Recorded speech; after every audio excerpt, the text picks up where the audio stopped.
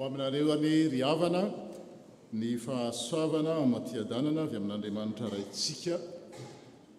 Fifaliana indray no ifanatriantsika tava ary faly miona amintsika tsirairay avy na ny eto toerana nareo izay manaraka amin'ny aino amanjery amin'izao alahady ny epifania 2020 amby izao izay iainantsika sy banjinantsika ny loahevitra hoe fiangonana kristianina pino mijoro manoloana ny olona fa mekohaka kosa eo anatrehan'ilay mpanjaka ny mpanjaka. Dia arak'izany dia fety lehibe eo amin'ny fivavahana kristianina ny epifania satria fotoana anankiray anehoan'Andriamanitra amin'izao tontolo izao fa Jesosy Kristy no mpanjaka ny mpanjaka. Izy ilay teraka ho mpanjaka tsy ho an'ny jiosy ihany fa ho an'izao tontolo izao, ary izay no nahatonga an'ireo magy izay misolo tena ny firenena rehetra tonga ekohaka eo anatrehany. Raha tamin'ny Noely dia nankalaza ny fahatongavany zanany tsika mampiseho ny zanany tamin'ireo mpiandry ondry ny tompo. Izay mpiandry ondry dia anisan'ny fadilanovana indrindra teo amin'ny fiarahamonina jiosy ary miseho amin'ny izy zaza izay teraka olombelona, fa amin'izao epifania izao kosa dia anehoany izany fanjakany izany avokoa, izany mpanjakany mpanjaka izany na ny manapahalalana toy ireo magy na ireo mpanjaka toy ny Heroda. Tsy misy tsony izany olona afaka hiteny tsy nahalala izany Mesia izany izay. Izay no mpanjintsika ary vanitaona lehibe izany, ary ny vakiteny dia anambarantsika izany asan'Andriamanitra izany. Soyez tous les bienvenus au nom du Père, du Fils et du Saint-Esprit en ce dimanche de l'Épiphanie, année 2025, année C. L'Épiphanie, comme j'ai essayé d'expliquer en malagasy, c'est l'autre versant de Noël. Autant Noël est la fête de la venue de Jésus dans la fragilité, dans l'humanité qui est fragile, surtout marquée par le péché. Il est devenu homme, mais il est semblable à nous, sauf en termes de péché, il n'a jamais fait des fautes. Autant la fête de l'Épiphanie est la fête de la révélation, dans ce sens où Dieu se fait voir, Dieu se fait connaître à l'humanité, Dieu se montre à tous, sans distinction de race, de culture, de statut social, qu'on soit roi comme Hérode ou qu'on soit petit comme les bergers. Dieu, il se montre, il se fait voir. Et voilà la fête de l'Épiphanie. Et dans ce sens, nous gardons encore la couleur blanche qui indique qu'on est encore dans le temps de Noël. Zay no ela zany fa dia miaraba atsika ary ho fanomboana izany fankalazana an'Andriamanitra noho ny epifania izany dia ny salamo 2:70 izay voalahatra anio no iarahantsika mamaky. Isaorana ny tompo Andriamanitra ny Israely izy rery ihany no manao fahagagana. Isaorana mandrakizay ny ianarany malaza ary aoka ny tany rehetra ho eniky ny voninahiny. Amen. Eny. Amen.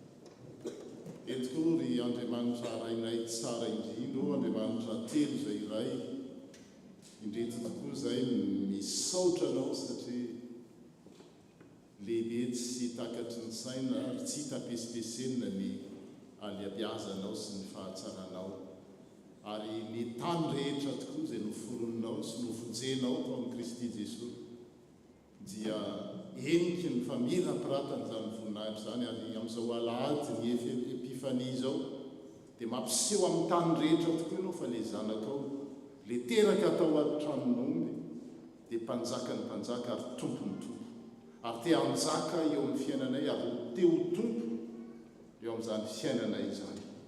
Misaotra izay satria le kinao indray ivory eto amin'ity toerana ity toy ireo magy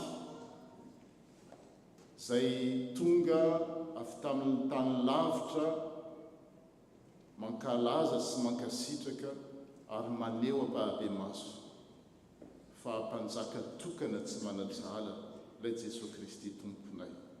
Kindray tokoa izay tompo mametraka voalohany indrindra ny tsy fahatanteranay ao anatrehanao ary mametraka sy manolotra koa ny fiainanay sy rehetra anananay entinay maneho fa ianao no mpanjakan'izao rehetra izao. Tsy manana vola aman-karena firy izay tompo fa ny tenanay, ny feonay izay miraisinay avy taminao ihany zany tsisy avy aminay no atolotray feno mba ho fankalazana sy fananjana ny voninahitry ny anananao.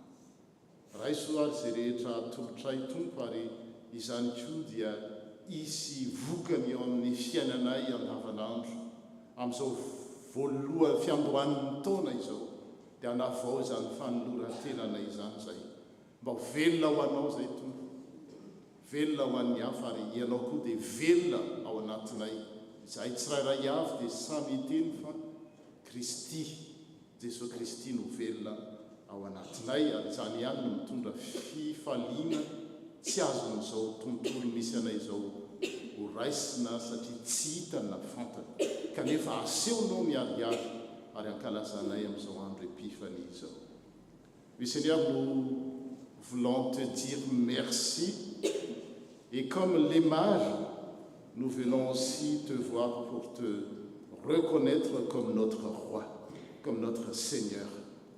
Et nous déposons devant toi ce que nous avons de plus précieux, non pas de l'or, de l'encens ou de la myrrhe, car nous n'avons pas beaucoup, mais bien notre volonté sincère, Seigneur.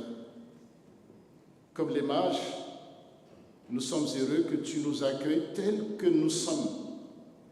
Et comme eux, nous sommes certains qu'à ton contact, à ta rencontre, nous retournons à nos activités quotidiennes, le cœur rempli d'espérance, le cœur rempli de joie, joie que le monde dans lequel nous vivons ne peut pas nous la donner.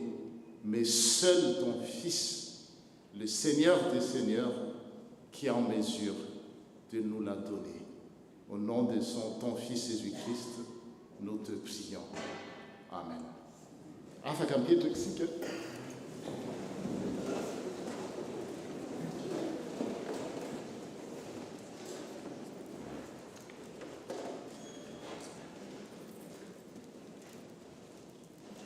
Arak'izany dia hieno ny soratra masintsika dia parapetraka ireo voanitsa dia misy fionjavamaneny kely ataontsika.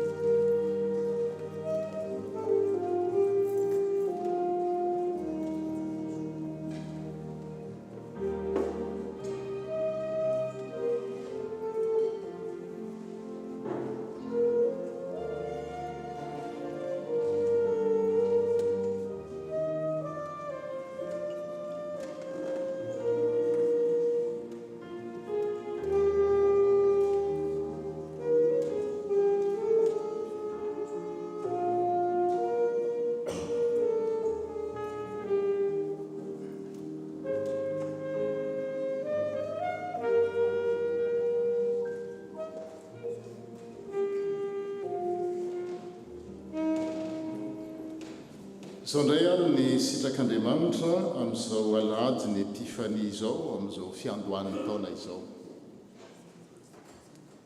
Izany dia nampanoratany ny apôstôly Jakoba ary hitantsika amin'ny epistiliny Jakoba izany. Ianareo izay manao hoe anio na ampitso dia ankany anamina izahay ary hitoetrany herintaona hividy, hivarotra ary azo tombom-barotra. Kanefa tsy mahalala ny ampitso ianareo. Inona moa ny ainareo? Zavona ihany ianareo izay miseho vetivety, dia levona. Fa aleo manao izao raha sitrapony tompo ka velonaina izay dia ataonay izao na izany. Fa raha tsy izany dia mirehare amin'ny fahasahianareo ianareo ary ratsy dia ratsy ny firehareana toy izany. Écoutez maintenant, vous qui dites aujourd'hui ou demain nous irons dans telle ville, dans tel pays, dans tel département, nous y passerons une année, nous ferons du commerce et nous gagnerons de l'argent. Pourquoi beaucoup d'argent? Eh bien, vous ne savez pas ce que votre vie sera demain. Vous ne savez pas ce que votre vie sera demain. Et je peux ajouter même après les secondes qui suivent. Vous êtes en effet comme un léger brouillard qui apparaît pour un instant et disparaît ensuite. Et voilà, dit l'apôtre Paul, ou dit l'apôtre Jacques, dit Dieu plus exactement par la bouche de l'apôtre Jacques, voici bien plutôt ce que vous devriez dire, surtout en ce début de l'année 2025. Si le Seigneur le veut, nous vivrons et nous ferons ceci et cela.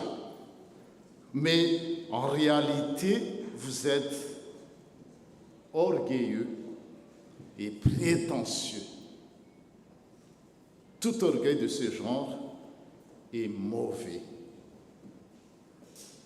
Zay no sitrak'Andriamanitra zany amin'izao fiandohan'ny taona izao sy amin'izao aladin'ny taona izao hoe tsy ny fikasana hividy hivarotra hiasa hoe tsy hoerony ratsy fa ny sitrapon'ny tompo dia zao hoe raha velonaina koa izahay.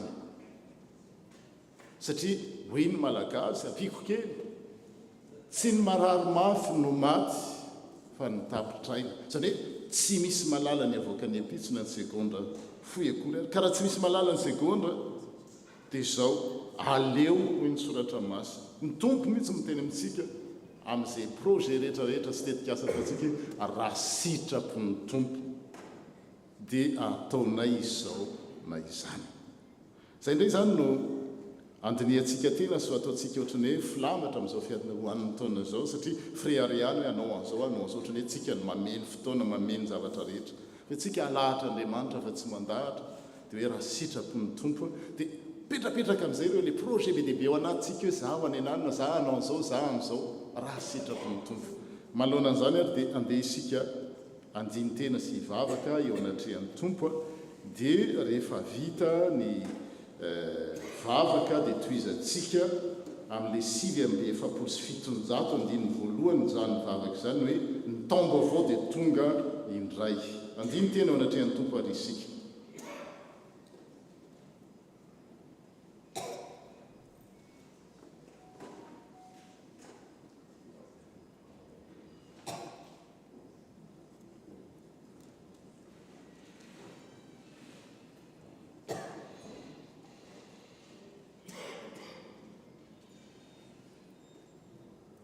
Tonga misaotra satria tsy manafina anay ny sitraponao ianao manlaza izany mazava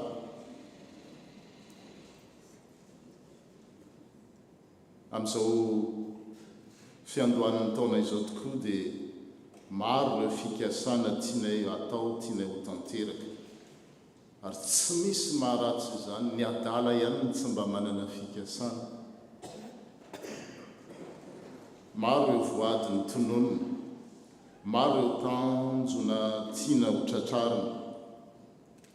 Fianarana ho an'ny mpianatra, asa ho an'ny mpiasa, tokantrano ho an'ireo mpitovo, zanaka ho an'ireo ray aman-dreny, fiangonana manana ny tetikasa, fanokanana sy fitaizana sy fibeazana maro isan-karazana. Ny firenena manana an'ireo tetikasa maro be, plan de relance.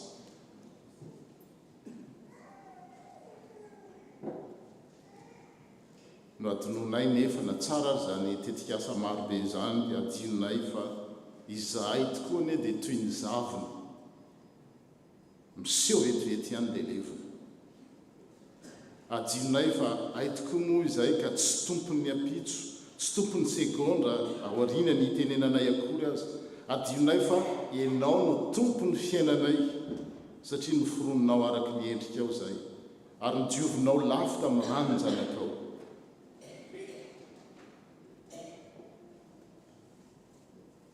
Ko ankehitriny, raha nandreny sitraponao izay tompo dia fantatray fa ny mampifanandrify ny fikasanay amin'ny fikasanao ihany no hanotokana mahasoanay.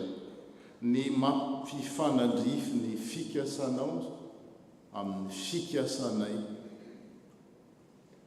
na ny fikasanay amin'ny fikasanao, izay rery ihany no azo antoka, tsy mamitaka fa mitondra fahombiazana. Tsy hainay nefa zany, tsy vita ny herinay zany, betsaka no nandeha tetsery. Kanefa ny vaovao mahafaly dia vorinao eto amin'ny toeranyity izay, tsy vorinao tondronao molotra na ho bedibedesinao na ho kapohanao, fa vorinao andray ahalala ny sitraponao izay mitondra fahombiazana amin'ny fiainana. Satria inona tokoa no azonay raha mahazo izao rehetra izao ary zay, kanefa manalavitra ny sitraponao, very ny fiainanay. Ary ny fanalaviranay ny sitraponao dia mitarika anay ho amin'ny fahaverezana mandrakizay. Ka ifonanay tompo izay rehetra ratsy vitanay, ifonanay koa ireo tsara tsy nataonay, hitanay zao fa zavatra tokony nataonay fa tena niodionanay, nanao fanahiniana izany, tsy nanao azy. Ary misahatra tamin'iny taona iny tena fantatra izao fa tsy tokony atao, fa tena nanao fanahiniana izay, nataonao ihany. Tsy ankehitriny ianao tsy mijery ny andro, tsy fahalalana fa mitaona anay amin'izao taona vaovao zao, matoa izay mbola velona dia tianao hanana fiainana vaovao, fiainana mirindra, fiainana feno fahombiazana, ary ao aminao rery zany. Misaotra satria ny ekenao izay higioka ity taona vaovao ity, hiara-iaina aminao fiainatsambatra. Koa amin'izao taom-baovao izay tonga izao indray dia indreto izay tomba mitodika aminao. Noho ny amin'ny Kristy ilay tonga tetỳ tany, maty ary nitsangana tamin'ny maty, mifona ao anay amin'ny fonana tsy tonoana eo kavananao, no anaovanay izany vavaka izany. Amen.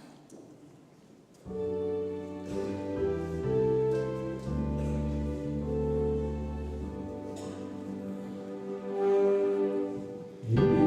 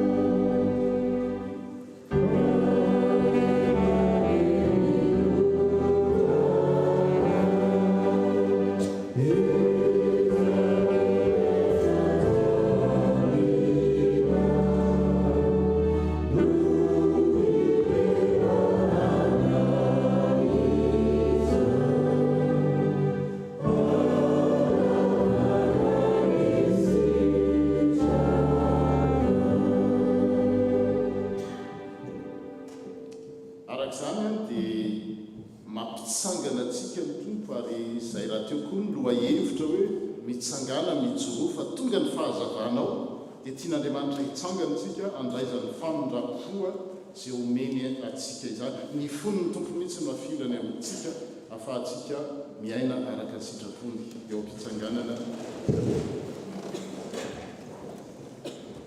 no andraisantsika ny teny famelan-keloka zay haitsika jerijery hoe ny tompo a toy izao a no nitiavan'Andriamanitra izao tontolo izao nomeny ny zanan'ilay tokana mba tsy ho very zay rehetra mino azy ka tsy hoe hoe nafanana fiainana mandrakizay amin'ny anarany raisy ny zanakary ny fanahy masina no anambarana fa voavela ny elokao noho ny anaran'ny masina ary mariky izany izao taom-baovao izao a zay anavaozany indray ny famindrapono antsika isan'andro hoe noho izany mifaly risakaiza fa nahazo taom-baovao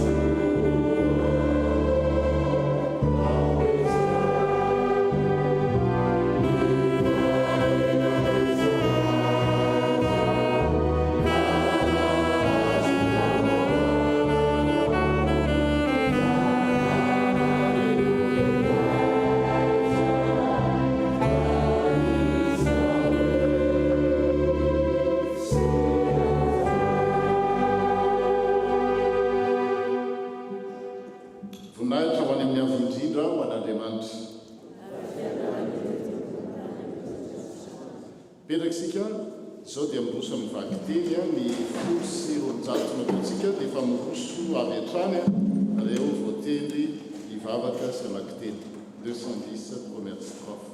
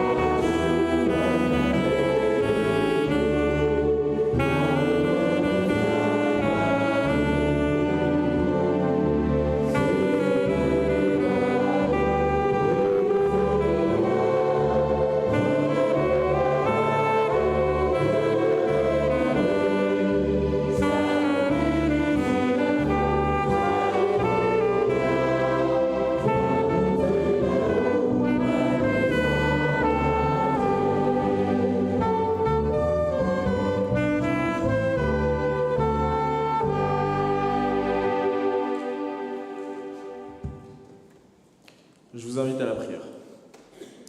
Seigneur, nous voici devant toi, prêts à entendre ta parole. Ouvre nos cœurs et nos esprits pour que ta parole soit une lumière dans nos vies, qu'elle soit un guide et une inspiration pour notre quotidien. C'est en ton nom que nous faisons cette prière. Amen.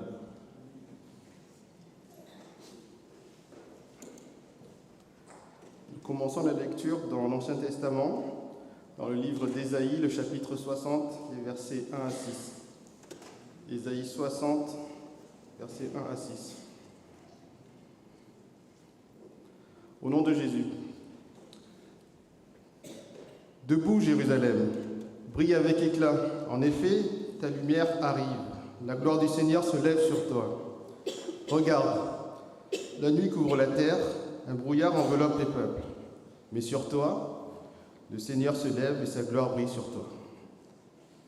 Les autres peuples marchent vers ta lumière, et les rois se dirigent vers la clarté qui s'est levée sur toi. Lève les yeux et regarde autour de toi.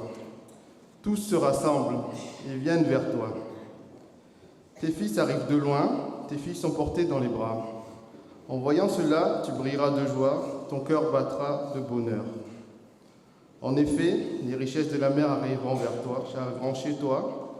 Les trésors des autres peuples parviendront jusqu'à toi, Jérusalem. Des troupeaux de chameaux te couvriront, de jeunes chameaux de Madian et d'Épha. Ils viendront tous de Saba, ils apporteront de l'or et de l'encens, et ils chanteront devant tous la louange du Seigneur. Amen. Nous continuons la lecture dans Éphésiens chapitre 3, versets 2 à 6. Éphésiens chapitre 3, versets 2 à 6. Au nom de Jésus. Vous avez sans doute entendu parler du service que Dieu, dans sa bonté, m'a chargé d'accomplir pour vous, afin de réaliser son projet. Il m'a ouvert les yeux pour me faire connaître ce projet caché. Je viens de vous en parler un peu.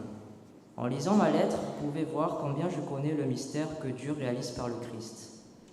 Ce mystère, Dieu ne l'avait pas fait connaître aux ancêtres, mais aujourd'hui, il vient de le faire connaître par son esprit à ses apôtres saints et à ses prophètes. Voici ce mystère. En étant unis au Christ Jésus, par la bonne nouvelle, ceux qui ne sont pas juifs reçoivent en partage les mêmes biens que les juifs. Ils font partie du même corps, ils participent à la même promesse. Faranatsika ny famakinana ny teny soratra masina, izany dia hitantsika eo amin'ny Matio toko faharoa, 12 ka hatramin'ny 12. Matio toko faharoa, 12 ka hatramin'ny 12. Rehefa hita dia raha antsika mamaky amin'ny anaran'i Jesosy. Ary rehefa teraka Jesosy tao Betlehema ny Jodia, tamin'ny andron'ny Herôda mpanjaka, indreo nisy maga avy tany Atsinanana tonga tany Jerosalema ka nanao hoe: aiza ilay terako mpanjakan'ny Jiosy, fa nahitany kintana teny Atsinanana izahay, ka tonga mba hiankohako eo anatrehany. Ary noho nandre izany Herôda mpanjaka dia nangorohoro izy mba amin'ny Jerosalema rehetra. Dia namoro ny lohan'ny mpisorona rehetra sy ny mpanorandalàna tamin'ny vahoaka izy ka nanontany azy hoe: aiza moa no hahaterahan'i Kristy? Ary hoy ireo taminy: ao Betlehema ny Jodia, fa izao no voasoratry ny mpaminany.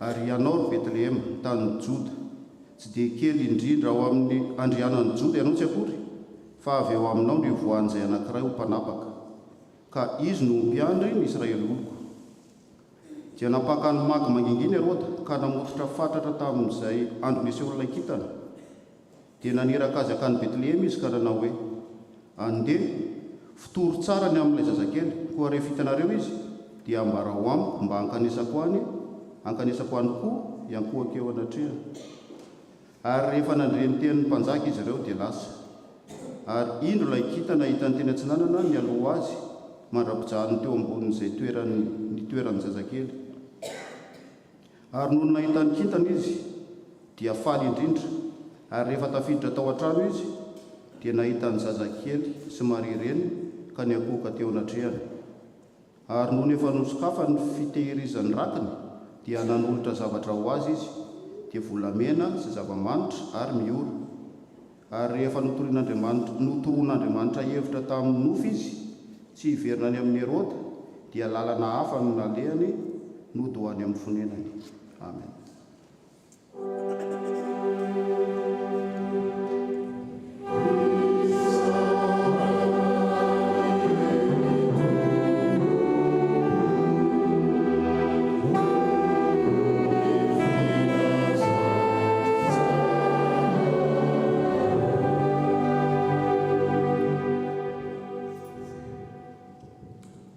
Ataontsika eo am-pitsanganana rehefa tafavereny atoerana izy ireo ny enina amin'ny dimampolo sy roanjato.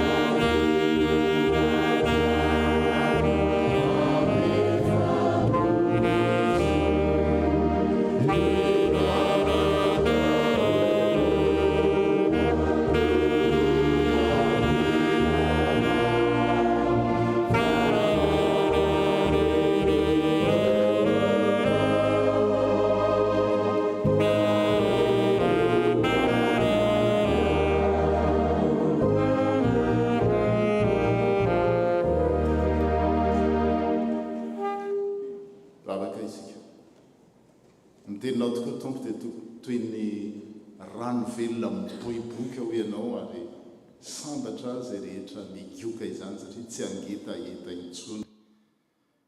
Tianay tompo ny mba ho tanteraka eo amin'ny fiainanay izany. Ny teninao manala ny etaetanay ka tsy hitadiavanay zavatra hafa intsony eritreretinay ahasambatra anay. Mitenena ary araka ny fombanao. Seigneur, nous sommes ici, tu nous as rassemblés ici parce que nous aspirons à être touchés par ta sagesse. Offre-la nous, Seigneur, en Jésus-Christ et par la prédication de ta parole de vie. Amen. Petraksika.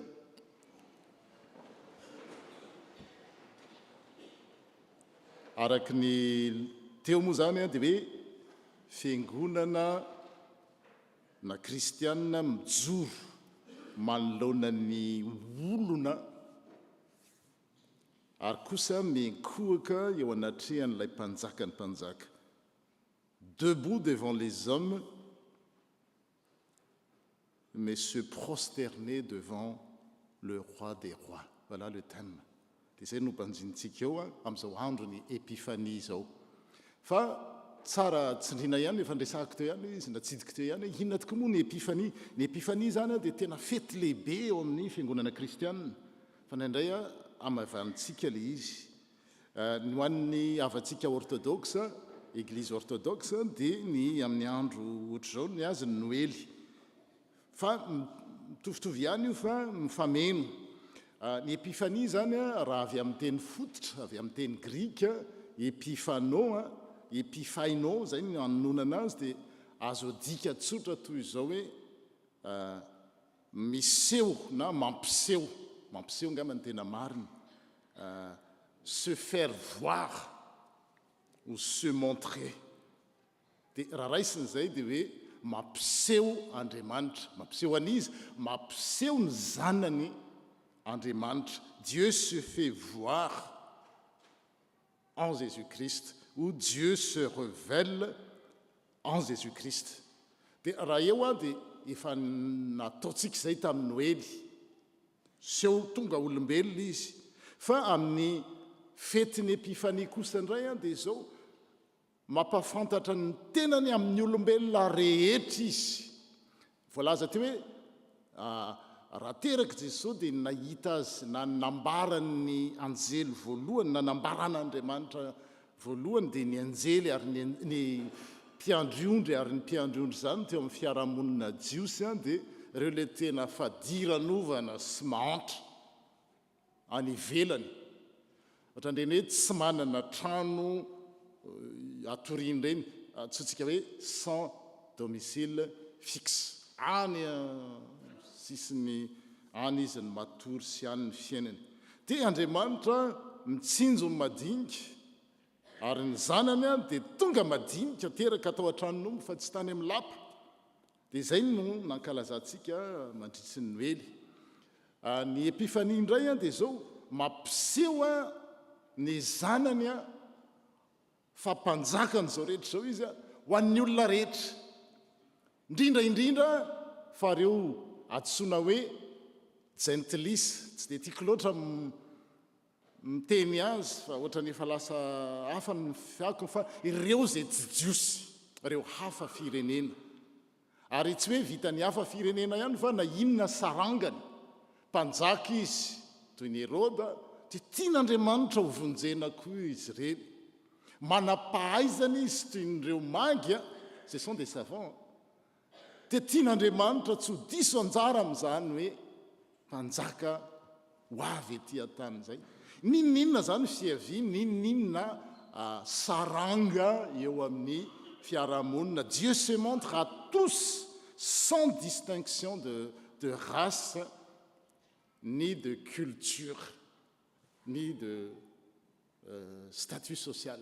Fa tena hoe ho an'ny olona rehetra no nahatongavany. Zay zany ny fetiny epifania ary azay mahalehibe azy a. Tsy hoe mpanjaka teraka ho an'ny jiosy ihany izy. Tsika nihira teo dia hoe Andriamanitra Israely. Fa Andriamanitra zao tontolo zao, teo Andriamanitra zao tontolo zao, mampiseho ny zanany izy hoe ity le Andriamanitra izao tontolo zao. Zay zany le izy, l'épifanie nous montre que Dieu s'est fait voir dans la personne de Jésus-Christ. Il se montre aussi aux puissants comme Hérode, aux savants comme les mages, aux riches comme les mages, parce qu'ils ont apporté de l'or, de l'encens et ainsi de suite. Ça représente qu'ils sont bien à l'aise dans la vie. En fait, en une phrase, Dieu se montre à tous, sans distinction. C'est une épiphanie, ça.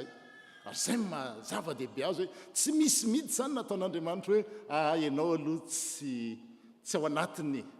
Ohatra fanaontsika olombelona misy efa soka jetsika reny loha tsy izy, tsy lasy reny, reto ihany no izy, zay avy any ananina sy zay avy ary. Amin'ny epifanie dia zao rehetrarehetra, zay mahatsara azy, afaka migoka an'izany, afaka mandray an'izany. Dia ary nivaky teny voalahatra io zany manazava an'izay. Ny Paoly apôstôly zao ny eo amin'ny Efesiana toko 7 ao dia milaza an'izany. Efesiana dia zao olona tsy jiosy ny akabiazany tao amin'io fiangonana io, zany hoe gentilisa amin'le teny mahazatra. Izao izy dia manoratra ho anareo gentilisa, noho ny aminareo gentilisa no anoratako. Zay ny Efesiana toko 7 teo. Ary manoratra mba manome fanambarana, révélation, manifestation, fanambarana no nampahafantarin'Andriamanitra azy zava-miafina momba ny Kristy izay mbola tsy nampahafantarina ny zanak'olona tamin'ny taranaka lasa. Zay vaky teny faharoa. Dia ny ahatongavany gentilisa, na hoe ny ahatongavan'ireo hafa firenena, tahaka antsika malagasy zany, tsika koa antsoina hoe gentilisa hafa firenena, tsy jiosy tsika. fa nohony zay hoe nampahafantarin'andriamanitra ny tontolo rehetra izao le zanany dia lasa tonga mpino isika dia le zay tsy mbola nampahafantarina ny zanonak'olombelona tamin'ny taranaka lasa tamin'ny taranaka tany aloha tany dia nieritrretiny jiosy ary zay ny napriary azy hoe ho azy ihany ny famonjena fa ny ahatongavany jentilisa ho piray lova sy ho tena iray ary ho mpiombona ny teny fikasana ao amin'i Kristy Jesosy noho ny filazantsara. Zay zany le mystera, zay zany le atao hoe zava-miafina dia ny ahatonga ny jiosy sy ireo zay hafa firenena ho lasa piray lova ao amin'i Kristy, ho tena iray, ho mpiombona ny teny fikasana zay nataon'Andriamanitra tamin'ny Abrahama noho ny filazantsara. Zay le ambaran'Andriamanitra amin'ny epifania, zay le hoe mystera, zay le hoe tsy mbola fantatra tany aloha, zay no asehony amin'ny epifania hoe ho anareo rehetra ny famonjena, na jiosy nareo na tsy jiosy, ary na hafa firenena ary nareo nieritreretina oloko azy taloha ivelany teny fikasana, dia zao kosa nareo dia afaka misitraka izany, afaka migoka izany famonjena izany, tsy miakina amin'ny fanananareo na ny fiavianareo na ny fahaizanareo na ny fahalalànareo zany, fa raisina manaim-poana. Vous venez tel que vous êtes. Tena makdo mandainga azafady, venez tel que vous êtes, fa tongava ao fotsiny aza mitondra na centime raha tsy endana mivoaka, tonga dia les vigiles, les sécurités reo sortez messieurs. Fa atony hoe tel que vous êtes, sans argent vous serez satisfait. Ny filazantsara ihany zany, na tsy manana tokony azy ianao, ary zay ny epifania, manana tokony anao tsara, tsy manana anao tsy olana, fa afaka migoka an'izany. Zay le hoe l'apôtre Paul quand il s'adressait aux chrétiens d'Éphèse qui étaient d'origine païenne, entre guillemets, c'est-à-dire dans ce sens non juif, il dit ceci: le Seigneur m'a ouvert les yeux pour me faire connaître ce projet caché. Le projet caché zany le efa planin'Andriamanitra tany aloha tany fa nalefa ny tsikelikely satria tsy zakany sain'ny olombelona. Ce mystère, il dit, Dieu ne l'avait pas fait connaître aux ancêtres, mais aujourd'hui, il vient de le faire connaître par son esprit à ses apôtres, à ses prophètes. Et c'est quoi ce mystère? De quoi s'agit-il? Voici ce mystère, il dit, étant unis au Christ par la bonne nouvelle, ceux qui ne sont pas juifs reçoivent en partage les mêmes biens que les juifs. Ils font partie du même corps, le corps du Christ. Ils participent à la même promesse. Zay zany natao hoe epifania zay, tena le fanehoan'Andriamanitra hoe tsisy voailika, tsisy atao anjorom-bala. Ny olombelona mantsy mifanelikilika fa Andriamanitra dia izao raisiny avokoa ny olona rehetra. Ary zay zava-dehibe ny atao hoe epifania. Aveliko indray tamin'ny Noely nitovy ihany tsinona le izy. Tamin'ny Noely dia niteny hoe rehefa niodina tamin'Andriamanitra ny zanak'olombelona, matsotsika hoe Adama sy Eva, dia nikorotana ny tontolo. Tapaka ny fifandraisany tamin'Andriamanitra, Andriamanitra sy ny olona, tapaka ny fifandraisan'ny olona samy olona, ary tapaka ny fifandraisan'ny olona amin'ny zavaboary zay noarian'Andriamanitra. Zay ny zavaboary dia noarian'Andriamanitra hoe ary napetrany zanak'olombelona mba hikarakara zany zavaboary zany.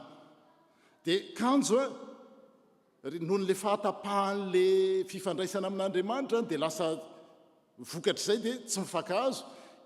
Le mpivady Adama sy Eva eo fa itsika rehetrarehetra représenté ao daholy. I Adama anie rehefa nasehon'Andriamanitra hoe hito Eve, dia il était en extase. Zay ny teny lazana. C'était un coup de foudre pour Adam, coup de foudre pas à Manhattan comme les films, mais coup de foudre au jardin d'Éden. Os de mes os, chair de ma chair, nouf, avy amin'ny nofoko ty izy. Ary taola tena hoe wow, ty ny tena izy ty. Ianao ry malala tsisy ohatranao eto tany, zay ny fitanam-pony Adama. Fa rehefa tonga le fahotana, io vehivavy le menao io natonga an'izao olan'izao. zany no ataontsika isan'andro nareo ngamba mety tsy manao an'izay zay koa tsy dia manao an'izany fa io ianao no nanao an'io rehefa manao formation na couple dia voaingana andresaka an'izany hoe dans un couple soit on est duo mahay mampiara feo soit on est duel ianao no nanao ny aty zany nanao ny zao dia eo zay adama se nefa tamboalohany tena hoe wow taolana avy amin'ny taola tsy hoe biscuit nitsahany cylindre tsy zay fitenin'ny tanora ny tanora amin'izao mety tsy malala an'izany satria tsisy biscuit tsony amin'izao tena hoe potika taratara amin'ny eva mihitsy adama fa rehefa tonga ny fahotana ravo zany zay tamin'ny oely fa nitsandrina tamin'ny oely dia hoe le natiora koa le zavaboary ko le zavaboary natao karakaraina sy velomana izy ny manjaka azy manjaka fa tsy hoe manjakazaka dia zao iny le zavaboary indray a no lasa no topoina ary paoly apôstôly any amin'ny romanina toko voalohany 5:5 dia miteny an'izany hoe nosoloin'ny olombelona lainga ny fahamarinan'andriamanitra rehefa tonga tetỳ amin'izao tontolo izao ny fahotana ka nanaja sy nanompo ny zavatra natao izy fa tsy ny mpanao au lieu de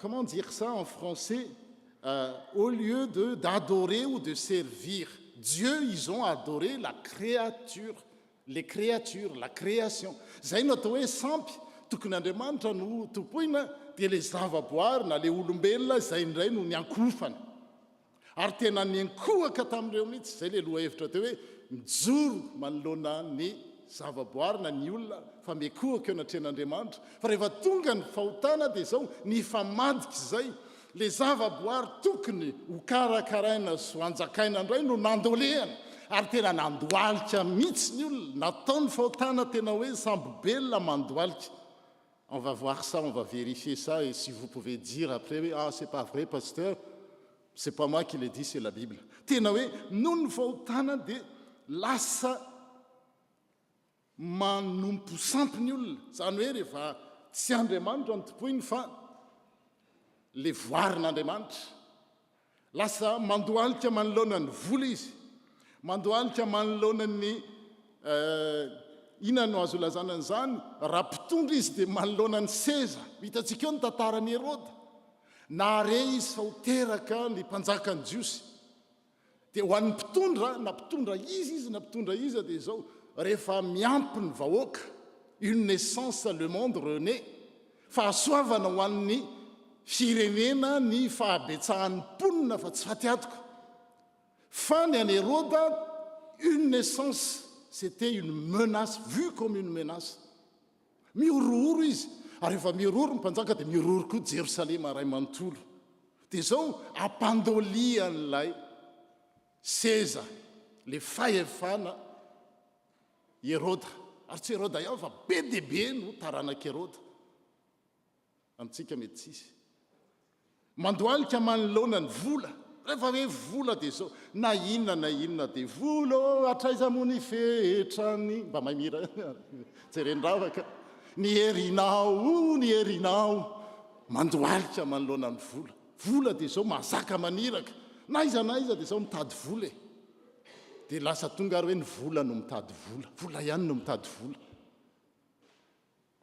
azo toizany zany voninahitra hitantsika rehefa avy eo raha mandeha ny fotoana raha isika ny vaky teny voalohany ao amin'ny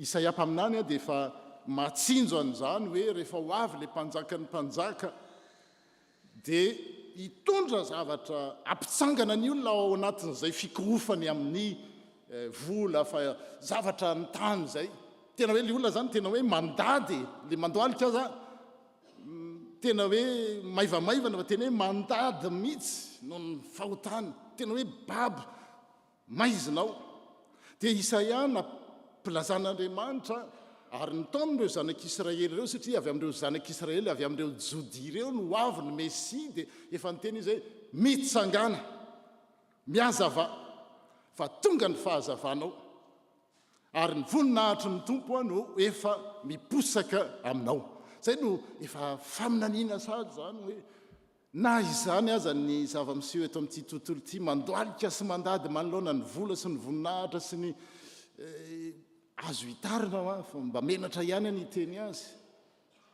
indray misy tena hoe mandoalika arabaky teny manoloana na zavatra ray mihitsy na lehilahy na vehivavy no ny fahotana fa Andriamanitra efa nanomana planina hoe afaka mitsangana izy mitsangana ahoana nefa nitsanganana manoloana ny izy ary babo mandady tsy manana hery impuissant dia izay le teny no jerentsika rehefa avy hoe satria afaka mitsangana ianao satria ny voninahitry ny tompo efa miposaka aminao zay le épifanie zay la lumière de Jérusalem la lumière de l'évangile brille fa tonga ny fahazavanao mamela ilaza le ora koa le chronos le izy le taona chronos fa le kairos le moment opportun ohatr'izao hoe zay tsisy afaka hitentsika raha pitsy mbola eno an'izao filazantsara zao zay chronos zay koa mila zay kairos zay koa jerentsika atsika le chronos ihany hoe mandehabe zany ora zany ino atao hoe chronos le chronomètre fa le kairos c'est un moment opportun qui ne se répétera plus jamais dia mila saisissavana zay dia zao le inotsika ny teny zao ny zavanyseho tamin'ireo soratra masina zay voalaza ny Isaia eto tokony teo amin'ny taona taonjato fahaenina talohan'i Jesosy Kristy 525 ou 520 avant Jésus-Christ no miseho le tantara ity dia tsarotsika fa babo tany Babilôna reo zanak'Israely reo ary efa miverina izy efa ao Jerosalema ry zareo ary efa manangana ny tempolo zay nravaniny reo mpanambabo zany nravaniny tempolo nravaniny tanàna dia reo le elita zany reo le mahay zany foana mifanao reo le mahay reny no entiny tany Babilôna dia le olona tsotsotra tao navelany tao fa nampidiriny ny vahiny païen zany raha zay ny ilazana azy dia reo ny fangaro tao dia mifanambady mihitsy nefa tany amin'ny testamenta taloha zahatra voafetritra mihitsy hoe nareo ny zanaky ny teny fikasana dia zao mandritry ny fahatongavan'ny Messia dia tsy mahazo se mélanger amina foko hafa nareo satria mety ho taritiny reny anaraka Andriamanitra hafa zay zany ny consigne ary tsy niovy zay dia rehefa niverina le jiosy avy any Babilôna zany anangana ny tempolo dia sy ny manda ny Jerosalema dia le 70 taona teo no nahababoana 70 taona izy zany tany Babilôna dia reo le miverina reo tsy le olona babo fa efa ny zanana ny zavikeliny dia le olona mipetraka eto koa ohatr'izay fa le eto efa mifangaro dia rehefa hiverina rety hanorina n'le tempolo sy le manda dia ady retsy hoe zay no tena izy tsy mitapidrano le jiosy tsy mifangaro aro le atsindra hoe zay no namelona ny tany teto ka raha tsy teto zay dia iza no teo dia irréconciliable deux populations irréconciliable miady nefa nangana trano Jerosalema miady eo nareo hérétique nareo nifangaro aro dia niary dia raha vao miteniny ray dia namarina iny na tsara iny dia satria zao tsy mifankahazo dia aratsiana foana reo zay reo tao miteny zava-tsoa ny anankiray ka nareo tsy zao dia à la lumière de ce contexte eritrereto fa zavatra mety miseho amin'ny tokantranontsika zany amin'ny fiangonana amin'ny firenena raha vao miteny ny akavanana mba tsy tenenina amin'ny teny frantsay pourquoi pas quand on est à droite politiquement na mety iny na tsy mety iny dia miady dia zao manakina foana dia ohatran'izay ndray rehefa retondray ny eo amin'ny fahefana tena mety ny nataona tsy mety dia tsy afaka mireconnaître mihitsy hoe mety ny nataonareo fa tsy maintsy tadiavina foana ny anaratsiana azy deux populations irréconciliable dia mindrehetrarehetra zany zay mahatonga jereo ohatra hoe raha makany Ukraine sy any reo ny olona ray taloha fa zao dia lasa tena raha vao maheno ny anankiray dia mangoritsina na misy ny allergique lasa fahavalo dia ohatr'izany ny zavatra niseho tamin'reto anoratany Isaia reto tena hoe le vivre ensemble c'est pas possible. Dia rehefa mandinikinareo amin'ny zavatra iainantsika amin'izao dia mazana zany no miseho. Tsy afaka miara-miaina intsony fa fampizarazara. Na dia tsara zao aza ny ataony an-daniny dia ny ankilany tsy maintsy hitady foana anakianana an'iny. Dia ohatr'izay foana. Mety miseho zany ao amin'ny tokantrano, amin'ny vady, mety miseho zany satria izay Adama sy Eva, taranaka Adama sy Eva le vadinao, le nomenao anahy io. Mety miseho zany ao amin'ny mpiray-tam-po, mpifanapatsinay, satria taranaka Kaina sy Abela. I Abela ne nanao fanatitra dia nakasitrahan'Andriamanitra mifanatitra dia izay nahalotika ny fony Kaina. Dia taranaka Kaina be deaibe ory hava-manana. Mahita amin'ny fombiazany hafa dia marary ny fony. Tsy telany mihitsy hoe misy namana tafita na mahazo fombiaza. Ary izay ny herin'ny fiangonantsika eto. Misy teraka eto dia falitsika, misy manambady eto dia falitsika. Tsara mbola hitarina reny, nisy nahazo diplôma dia tokony arabaina koa. Jereny zany misy olona nahazo an'izao, misy olona ory, misy olona marary dia faly, miara faly amin'izay faly ary miara ory amin'izay ory.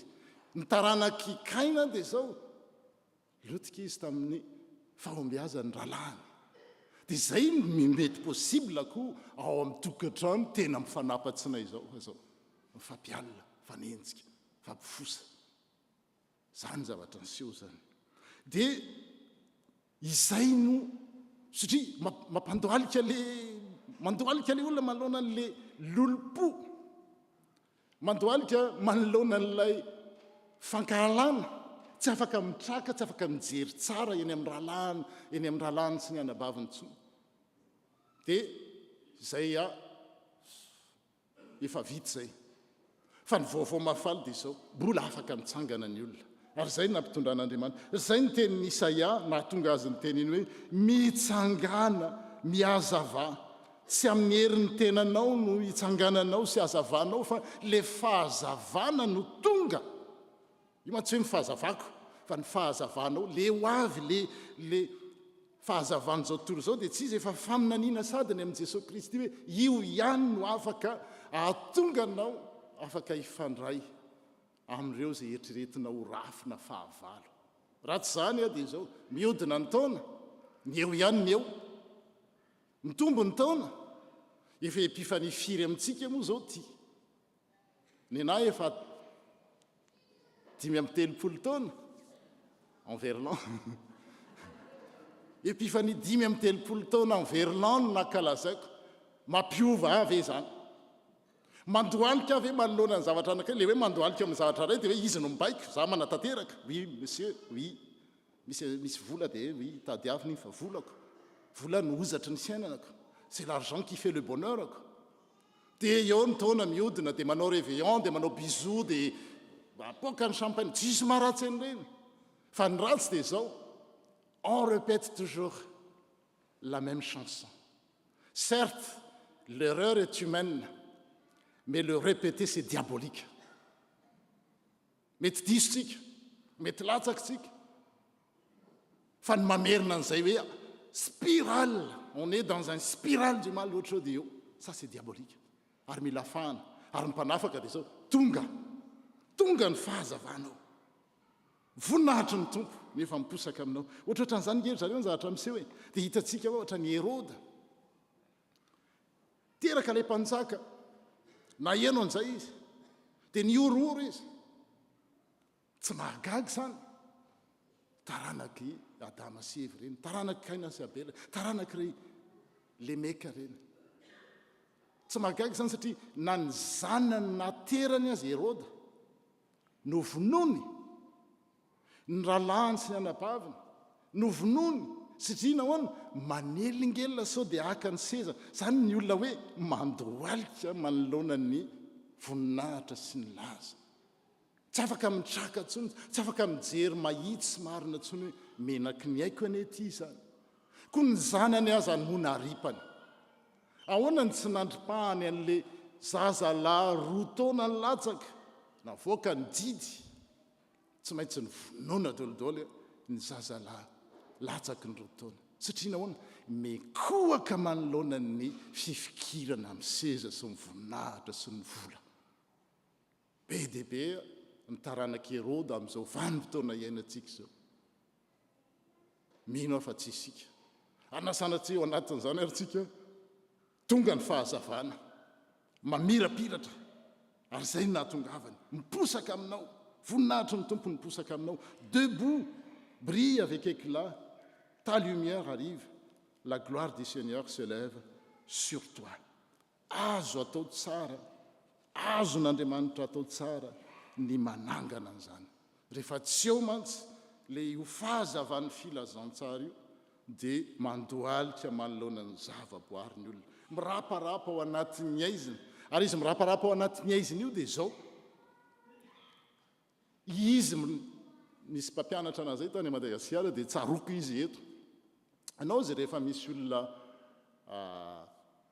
ahoana moa ny itenenany azy hoe le olona mandady amin'ny tany ka mijery ianao mijoro, izy mandady, dia ianao no eritreretiny mandady fa izy mandady mijery ianao sy izy midaboka ohatr'izao dia mahita le mijoro dia eritreretiny fa iny izy no mijoro fa le mijoro indray no mandady.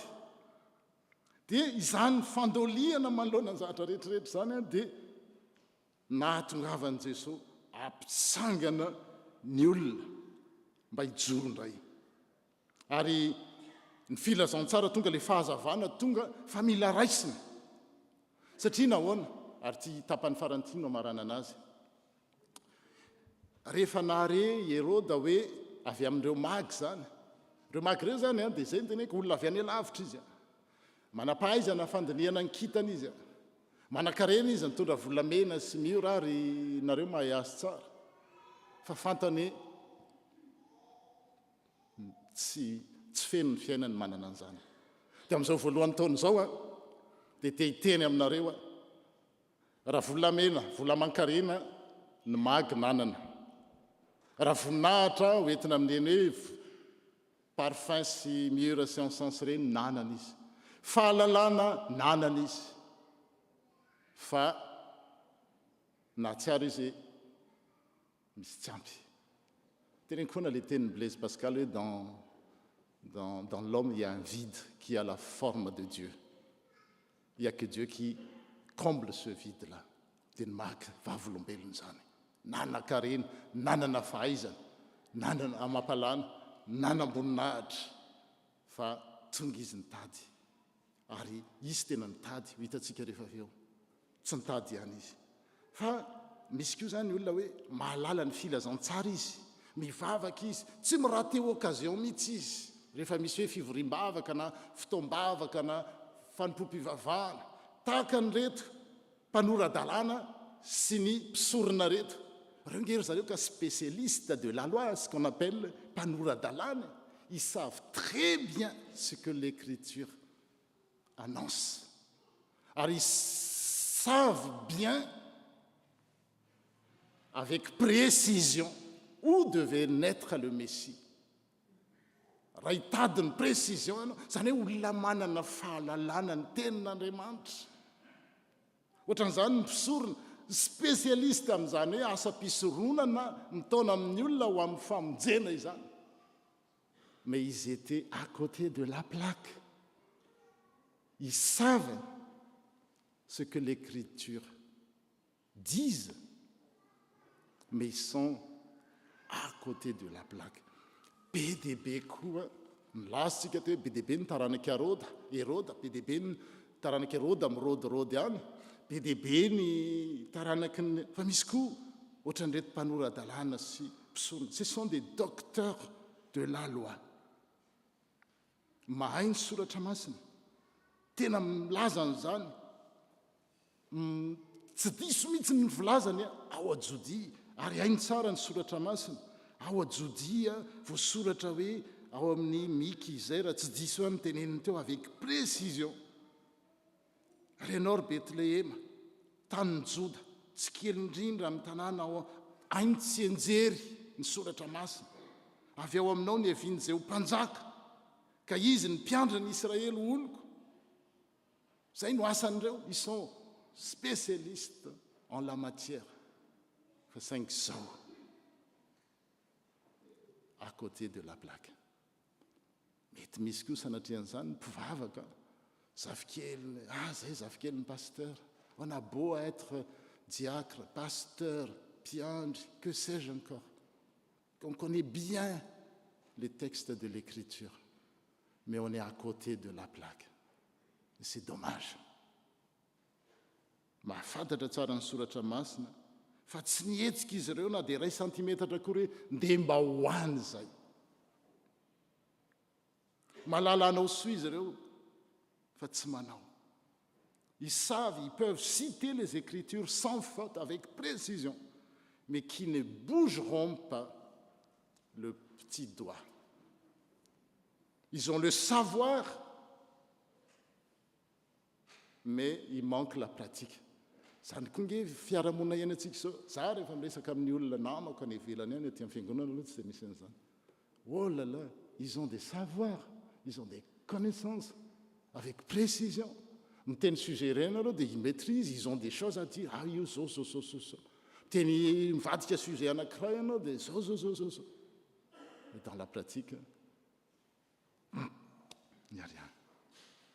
Dia zay no amin'izao épifanie zao no magy araka ny voalaza teo hoe nahita ny fahazavan'ny kitana izy dia nitsangana debout manoloana ny Hérode zany nge mampatahotra. Fantatrareo magy reo tsara nge ny zavatra orooro nataony Hérode, ny zanany vonono, ny rahalahy ny vonono, ny anabavy ny vonono, no ny seze. Mampatahotra anie zany. Fa les mages, ils étaient debout devant Hérode. Mais à genoux devant celui qui devait naître, le Messie. Zay le loha hevitra hoe fiangonana kristianina mijoro manoloana ny fiainana, manoloana ny fahasarotan'ny fiainana, manoloana ny zavatra miseho etserody. Tian'Andriamanitra hijorontsika fa tsy mare zavatra ato dia miova indray le teny ato dia ohatra tia nijoro Hérode zay, i magy zay mijoro manoloana ny fiainana, manoloana ny alavitra ny fiainana, mijoro izy. Manoloana ny orooro ny Hérode mijoro izy. Fa manoloana n'ilay teraka ho mpanjakan'i Jesosy Kristy izy nikohaka. Anjarantsika zany. Raha sanatsitsika mbola nikohaka manoloana n'izao sy izao le voalaza teo zay tokony efa ho avalona any amin'ny taona 420 any. Safiditsika zany. Fa manome fahafahana malalaka ny tompo zao hoe tsinitsika. Tahaka ny tenin'ny Italien. Isaia teo hoe mitsangana, mijoro, fa tonga ny fahazavanao, ny voninahitra ny tompo miposaka aminao, tsangana. On peut. Yes, we can. Raha zay ny tenenana azy.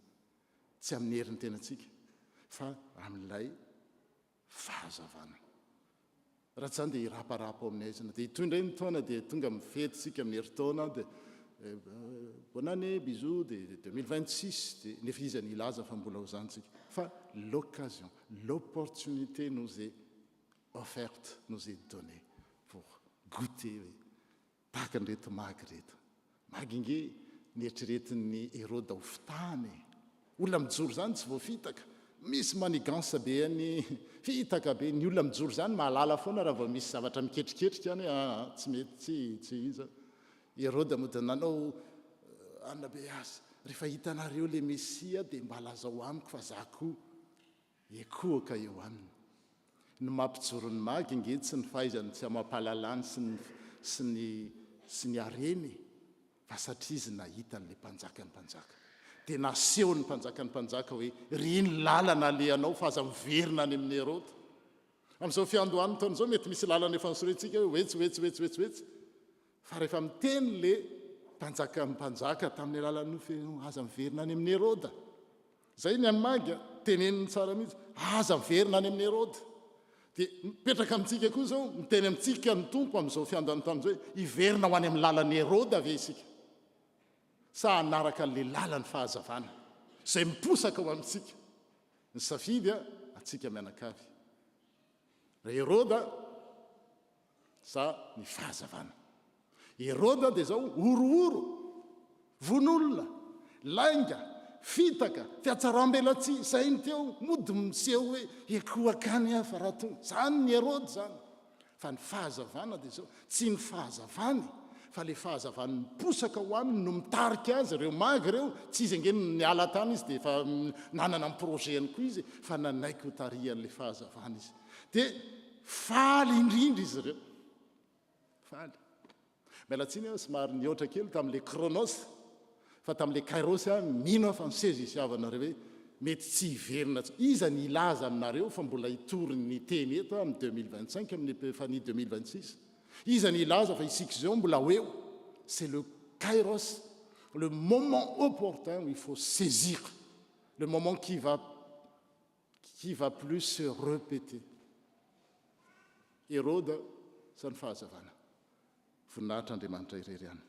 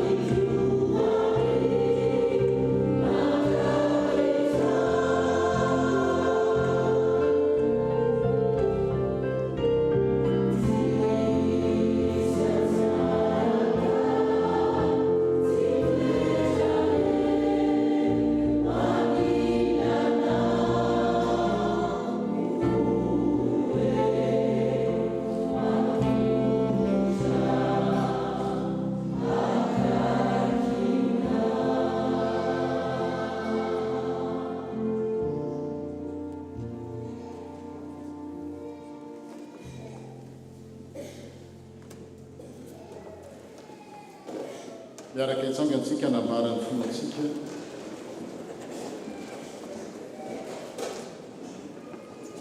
mino an'andriamanitra tsy toa aho izay mpanao ny lanitra sy ny tany.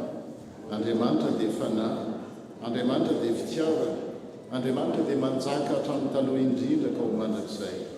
Andriamanitra dia mampiseho ny fitiavany amintsika fa fony mbola mpanota isika dia maty hamonjy antsika Kristy. Mino an' Jesosy Kristy zanan'ilay tokana tombontsika aho, tonga izy hitady sy ronjony very, izy ny lalana sy fahamarinana ary fiainana. Izy dia tsy miova omaly sy ny hoaly mandrakizay. Mino ny fanahy masina aho, izy no nanambara ny fanahintsika fa zanak'Andriamanitra isika. Fanahy iray ihany nanao mambatiza itsika rehetra ho tena iray. Ny fandresena izay ety mandresy izao tontolo izao dia ny finoantsika. Tompo ampitombo ny finoanay. Amen. Roso avy hatrany amin'ny fanasan-tompo isika, ny hira raiky amin'ny fitopolo no ataontsika andininy fahatelo dia miroso ny diakona.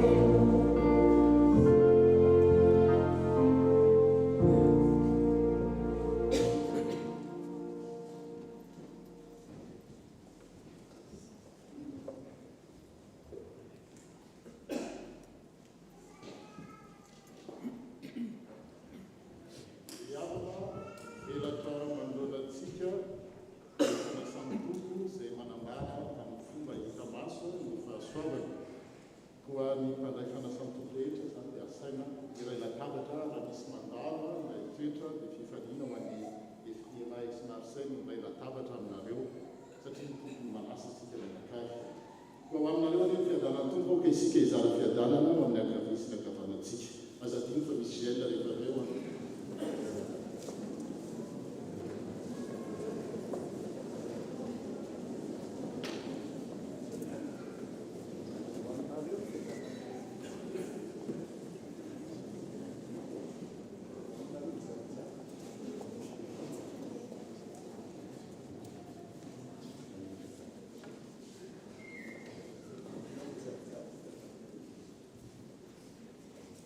Arak'izany dia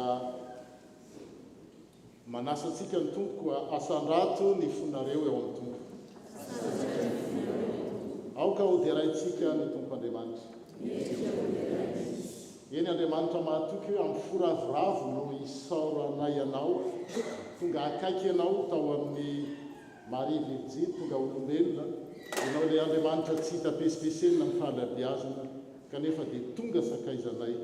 Fa indreto izay miredona koa ny hira hoe reto koa ny feon'ny anjely. Amen.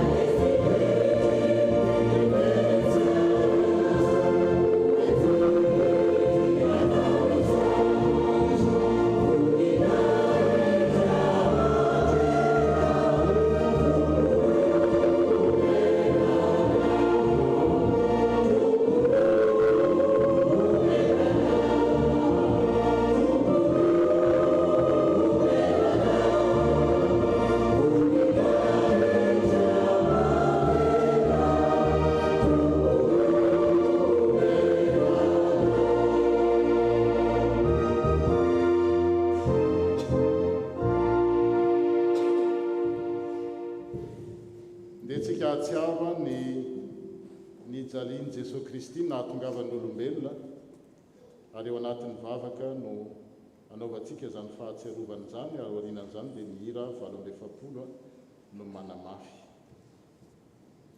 ray nay any an-danitra indreto izahay manao ny eto anatrehanao ny fahatsiarovana ny nahatongavany zanak'olona ny nahaterahany tao an-tranomby ny nijaliany sy ny nahafatesany nitsanganany avy tamin'ny toerany maty ary ny akarany tambonahitra sy ny fifonany mandrakizay miandro sy mitalao ny fiverenany izay koa taio tanteraka izao sakramenta masina izao mba ho endriky ilay fanatitra tokana sy tanteraka naterina indray mandeha monja ho anay teo amin'ny azo fijaliana tamin'ny alalan'i Jesosy Kristy mpamonjy anay. Amen. Taontsika ny hira 7.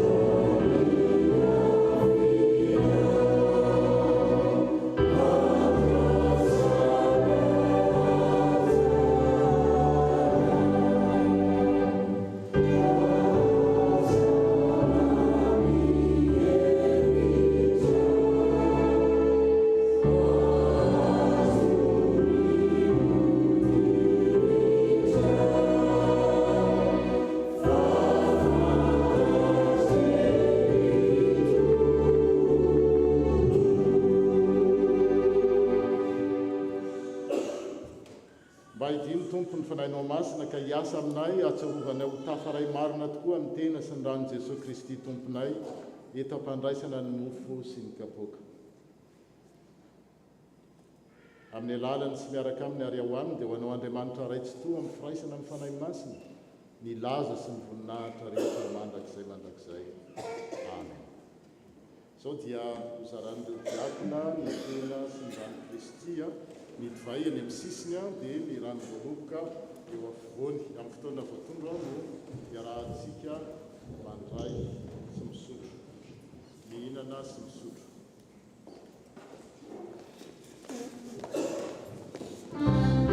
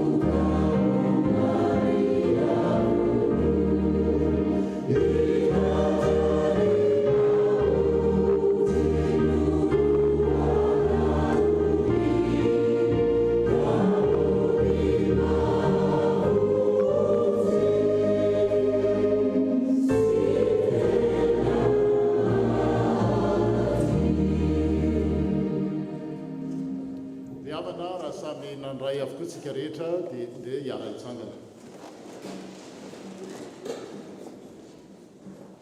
Raha mbola teo ampisakafoanana izy ireo dia nandray mofo Jesosy ary rehefa nisaotra dia novakeo ka natony ireo mpianany ary hoy izy raiso hano ity no tenako.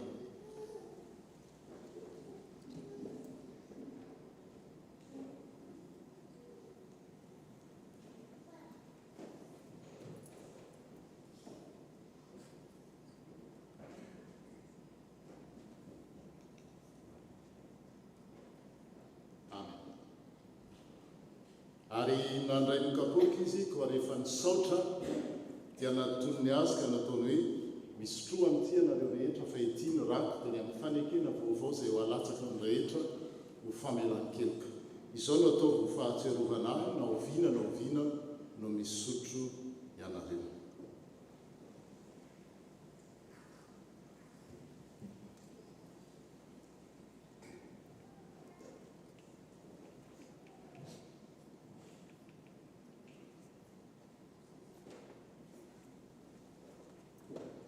Amen.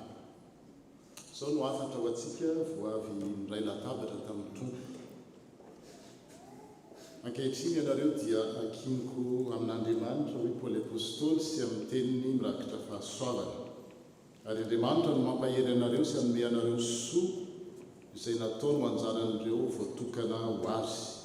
Fa noho izany mandehana amin'ny fitiavana toy ny tiavany Kristy ianareo dia nanolora ny tenany ho fanatitra sy ho fanafotana mandrakizay ho anitra kasihana hamonjy antsika. Amen. Mandehana amin'ny fiadanana amin'ny fifaliana no anotonany tompo 920 dia anaovantsika ny fanatazana ny kapoaka sy afahantsika manolotra ny rakom-pisarana.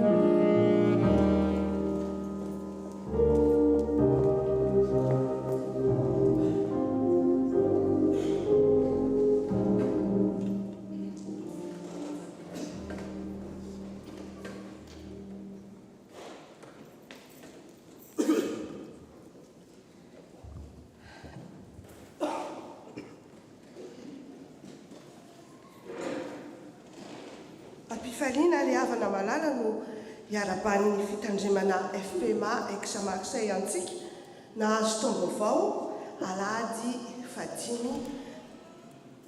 voalohan'ny volana janoary 2024 alahady ny Epifanie. Fahasoavan'ny tompo no analaka amin'ny fiainantsika isan'andro ary izy no hivimbina antsika sy haminaminantsika, izy no vanjintsika ary araky ny toriteny izay azotsika teo dia izy tokoa no fahazavantsika amin'ity taona 2024 ity. Izany teny izany koa no hiarabainay ianao izay manaraka izao fotoam-bavaka izao amin'ny alalan'ny tambazotra YouTube na Zoom arabaina na hatratry ny taona 2024 tompoko. Misaotra ny pasteur Jeannot Andrenandrasa antsika nitahaka antsika tamin'ny fitaom-pivavahana ary nitondra ny tenin'Andriamanitra nampahery antsika. Misaotra koa ireo rehetra izay nandray anjara tamin'ny fanatotosana izao fotoana izao. Ary raha misy amintsika eto toerana sambany voatonga voalohany dia miangavana izy ireo mba hitsangana mba ho arabain'ny fiangonana tompoko. Dia faly miarabanao tompoko tonga somatsara eto amin'ny fitandremana FPMA Aix-Marseille raha mandalo na mitoetra dia ny tompo masitantana ny dianao. Raha mety aminao dia anantsona anao ny ekipa accueil avy eo andray ny coordonné anao sotra indrindra ny toko afaka mipetraka sy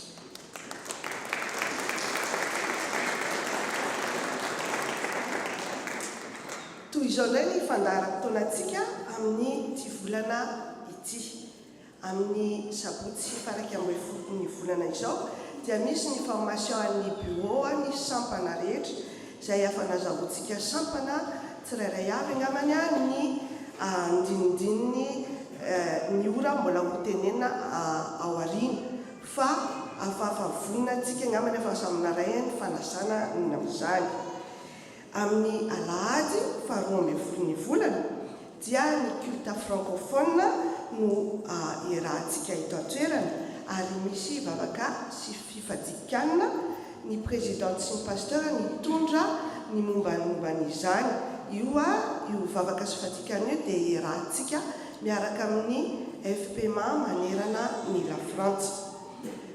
Ny fahasivy ambin'ny folo ny volana kosa dia ny culte œcuménique izay atao eto amintsika ny atoandro amin'ny ariva amin'ny 3 ora raha tsy diso ny tenako na amin'ny 3 ora sasany fa hoentina eto ihany ny fanamarinana sy ny andinindininy izany toko.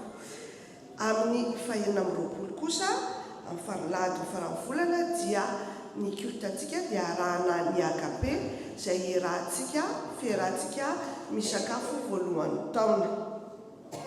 Ny rakotra vao angontsika tamin'ny fahasivy amby 20 ny volana tamin'ny taona teo sy tamin'ny alarobia voalohany taona dia mitotaly 2341 euro miaraka amin'ny voalohany vokatra 3081 euro. Nisy rakom-pisaorana nanolotra rakom-pisaorana 350 euro dia manoto izao ny taratasy miaraka amin'izany. Fa ny fahasoavan'Andriamanitra no natoy izao ahy ary tsy foana ny fahasoavany nasehony tamiko fa efa niasa fatratra mihoatra noho izy rehetra aho nefa tsy izao fa ny fahasoavan'Andriamanitra no nomba ahy. Koritianina voalohany andininy toko 5:10 maneho fankasitrahana feno noho ny fahasoavana sy fitahiana no raisiko avy amin'Andriamanitra teo amin'ny asako sy ny fianarako mankasitraka ny fiangonana ihany koa noho ny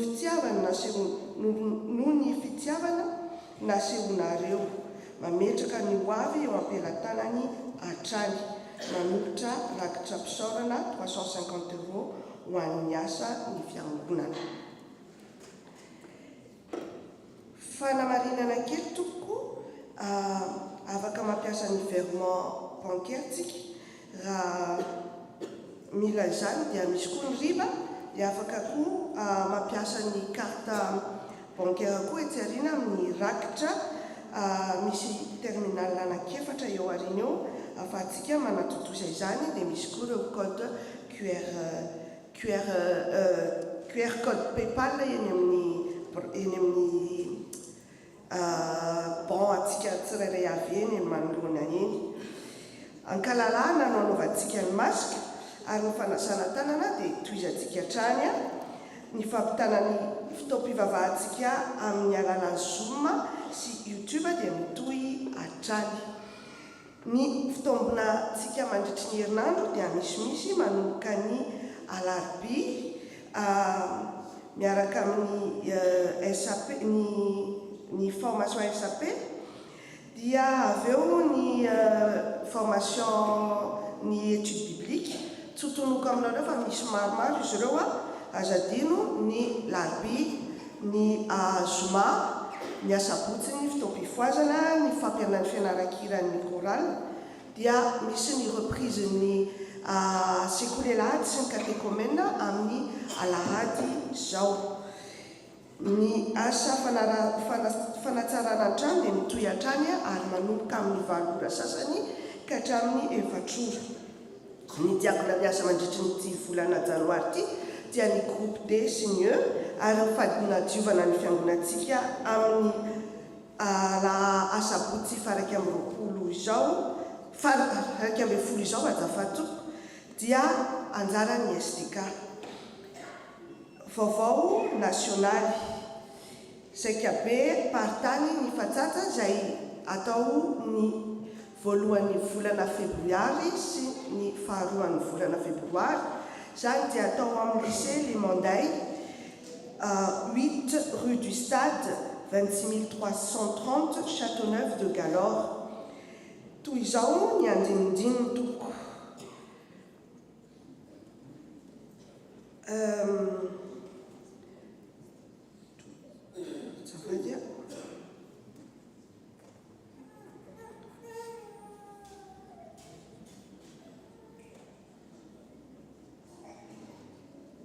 Ny fotoana dia manomboka zany ny asabotsy voalohan'ny volana febroary dia miaraka misy ny comité partany dia ny culte d'ouverture dia ny sakafo ny après-midi kosa misy ny formation sy ny animation dia ny soirée ny dimanche kosa dia ny culte de fermeture. Ny sarandasy amin'izany dia ho an'ny adulte 25 ans moins de 64 ans dia 90 € ho andro, ny senior plus de 65 ans kosa dia 70 €, ny jeune entre 13 ans et 24 ans 55 €, ny enfant entre 4 ans et 12 ans 40 €, ny enfant moins de 3 ans jusqu'à petit gratuit, ary izay mihinana ny sakafo fotsiny dia 25 €. Raha ohatra ianao zany manatrika fotsiny comité partany dia tsy misy na tsy raha tsy mihinan-kanina dia gratuit. Dia asaina zay anatrika amin'io zany isoratra lalana eo anivon'ny birao ary mila mitondra isika amin'izany ny drap, couverture assurée, ny serviette dia ny trousse de toilette. Zay toko ny afatra avy amin'ny biraoan'ny fatsatsa amin'ny momban'ny zakabe partany. Momba ny fanokanana fiangonana dia fa niteneninantsika teto ihany tamin'ny lahady ny verset conducteur amin'ny fanokanana ny fahavalo amby roapolo ny volana jona dia zany dia hitantsika ao amin'ny 2 Chroniques chapitre 7 verset 16. Vakiko amin'ny teny gasy efa novidiko sy no amasiniko ity trano ity mba hitoeran'ny anarako mandrakizay ary ny masoko sy ny foko ho ao mandrakariva. Maintenant, je choisis et je consacre cette maison pour que mon nom y réside éternellement et j'y aurai toujours mes yeux et mon cœur. Amen. Vaovao 13 Emada famangina manjo ny fianakaviana ny ravavintsika Rajana Doris izay namony ravaviny tompokovavy Ranjana Ambeliso Henriette Minous tamin'ny fafito amby roapolo ny volana Desambra teo. Ny fahabevenana dia efa nitotosaina tany an-tanindrazana tamin'ny fahasivy amby roapolo ny volana Desambra teo ary ny famangina ny fianakaviana dia tanterahantsika anio ihany koa no amangitsika ny olon-dehibe ireo ray aman-dreny lehibe izay mihoatra ny 70 taona eto amintsika sy ireo ray aman-dreny ara-panahintsika androany. Au niveau an'ny pôle médical kosa dia ny consultation médicale sy ny assistante sociale dia mitohy hatrany ary izany dia amin'ny ny fotoana manaraka zany dia amin'ny 1er février zao dia afaka misoratra anarana sahady itsika amin'ny eo anivon'ny commission médico-sociaux zany dia miaraka amin'ny taty miora na afaka misoratra anarana eny amin'ny birao tompoko. Ny karaté kosa dia ny reprise dia amin'ny le 11 août amin'ny sabotsy zao zany arriva amin'ny 5 ora ny karaté. Ny banque alimentaire dia misokatra trano antsika izay mila fanampiana ary hitantsika zany aty amin'ny sarikate ary ireo izay afaka noana izany kosa dia raisina tanandroa tompoko. Be da be ny besoin zany ka dia manasa antsika anoana izany banky alimentaire zany. Izay indray ary ny vaovao teto amin'ny fitandrenana tompoko aokantsika atsiaro sy hitondra mambavaka ny asa rehetra miandrantsika ho azy rerany ny voninahitra bonane.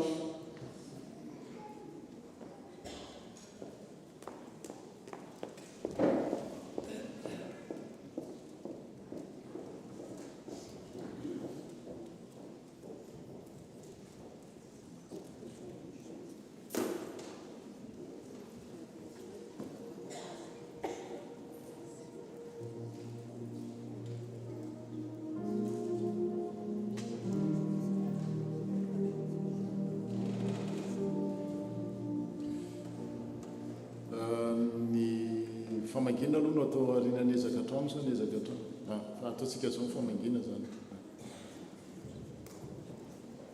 sy ny fanazavana koa n'ilay fifadikanina sy vavaka.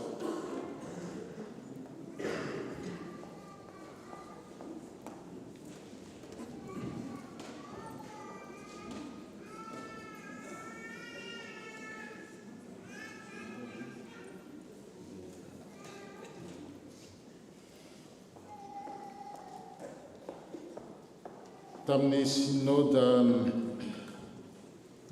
tamin'ny volana novambra teo dia nanapaka zany ny FPMA Manontolo noho ny zava-misy noho ny tetika asa maro isan-karazany ny anaovana vavaka sy fifadikanina zany eo anivon'ny FPMA Ray Manontolo ary ezahana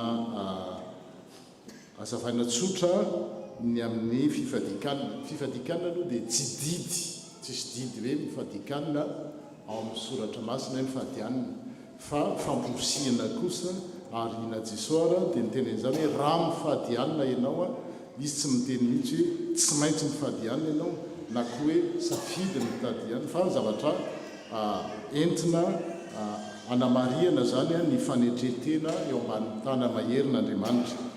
Ny protestantana teo amin'ny Calvin na Luther dia tsy nanao ny fifadikanina no ny antony satria teo amin'ny fivavahana katolika zany natao fomba ohatrany hoe andidinan'Andriamanitra akolaka hoe rehefa mifadianina dia mahazo zay tiana atao dia noho izay fahadsoa-kevitra zay dia tsy natianatra ary tsy naporisika mihitsy ny kristianina protestanta ireo mpanitsy fivavahana. Rehefa taty ariana nefa dia noezahana naverina tsikelikely zany fa napetraka tamin'ny laonina zany hoe ny fomba tokony ho hita ao amin'izany hoe fifadikanina zany dia tsy fanerenan'Andriamanitra ary koa tsy entina eboebona araka ny tenin' Jesosy hoe raha mifadianina reo dia aza atao hitan'ny olona zany fa asyvomenaka aza ny takolakao mba tsy ho entina ho fomba fiebebona ara-panahy zany fa tokana raha izay no azo itenenana azy dia entina nehoana eo anatrehan'Andriamanitra ny fanetretentsika fa izy no mitantana zany amin'izany. Zay no fototrany'izy ary zava-dehibe manoloana ny toe-javatra misy eran-tany ny toe-javatra misy any Madagasikara, ny toe-javatra misy eto a Frantsa, ny tetika asan'ny FPMA amin'ny ankapobeny ary ny tetika asantsika FPMA Aix-Marseille koa ny amin'ilay hoe andeha izaha dia miombona amin'izany vavaka sy fifadikanina izany tsika tsy entina hi-influencena ny décision an'Andriamanitra akory tsy manana zony amin'izany tsika fa anekentsika fa Andriamanitra no mitantana ny fiainantsika. Dia zay no tsara tsindriana tsotra zany dia avy eo ny filoha manazava amintsika ny fomba natanterahantsika an'izany amin'ny lahady heriny anio amin'ny 12 ka hatramin'ny 3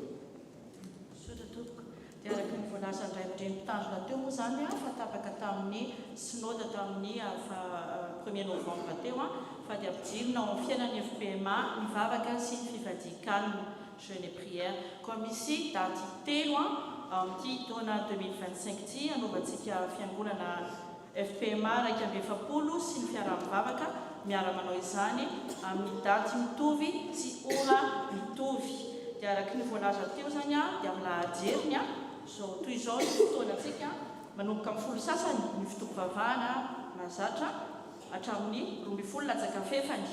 Amin'ny 12 kosa isika dia miaraka miray amin'ireo FPMA rehetrarehetra miaraka manao ny vavaka sy ny fifadikana ka hatramin'ny 3.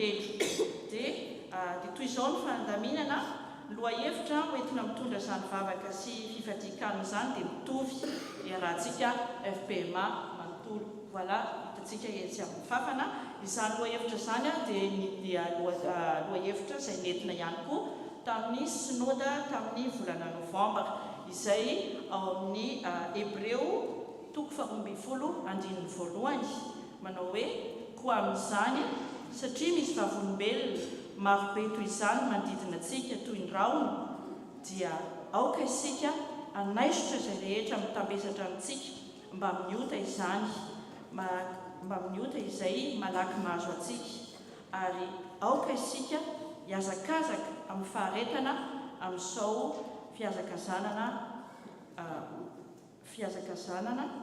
sy filokana napetraka amin'ny anoloantsika izao ary misy fanampiny kely mijere amin'ny Jesosy ka misy an'izay telo izay zany hoe aoka isika anaisotra izay rehetra hitambesatra amintsika. Ny faharoa aoka isika hiazakazaka amin'ny faharetana ary ny fahatelo farany mijery amin'ny Jesosy izay teboka telo izay zany mitondra antsika amin'ity taona ity ny fifadikana sy ny vavaka. Koa amin'ity indray ny voalohany ity izay anomboantsika azy amin'ny alahady heriny dia le grand pardon zany hoe teneniko amin'ny teny frantsay dia amin'izay samy mahazo avokoa tsika. Nous allons donc prier pour rejeter tout fardeau et péché, nos échecs, nos blessures, nos amertumes, nos manques d'amour et nos tiédeurs spirituels. Misara dimy zany ny fotoana amin'io misy vakiteny izay efa hitambarana daholo zany izay ataontsika eto na ny hira na ny vakiteny na ny vavaka na sujet de prière dia efa mitovy daholo ho an'ny fitandremana rehetra. Dia misara dimy ny fotoana misy vakiteny sy vanazavana dia avy eo misy hira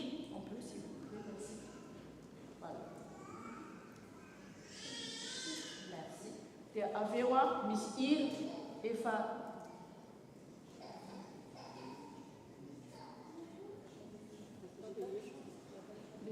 vous n'avez pas? Voilà. Misy hira firana efa 417 iarahantsika hira dia misy ny vavaka ifandimbiasana. Misy zany ny vavaka ifandromonantsika izay eo akaikintsika miara-mivavaka tsy rorona tsy telotelo efa mitovizana misoratra daholo izy dia avy eo amin'izay misy anjaram-bavaka misy 10 zany ohatra amin'izay ifandimbiasantsika. Koa manemoka anio hariva dia ho alefanay ao amin'ny WhatsApp na izay efa mahazatra antsika misy lien isoratantsika anarana amin'ny fandraisana anjara amin'ny vavaka dia manasa antsika samy andray anjaraka amin'izany vavaka izany. Efa misoratra ao avokoa ny sujet de prière sy ny filaharana isaky ny andininy hira zany no manao le vavaka efa misoratra ao amin'ilay tableau avokoa dia manasa antsika samy andray anjara sotra tompoko.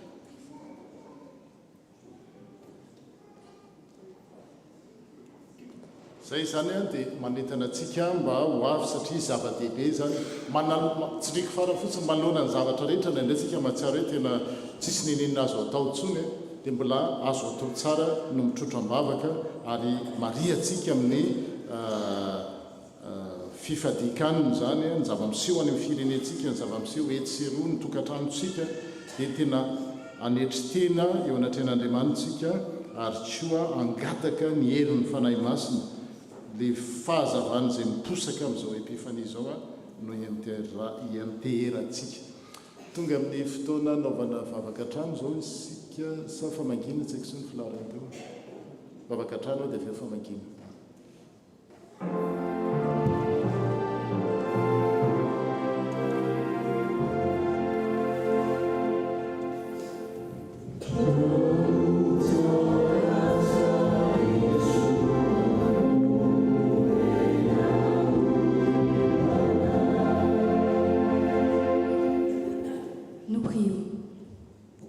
Seigneur, nous te remercions encore pour ce lieu que tu nous as donné.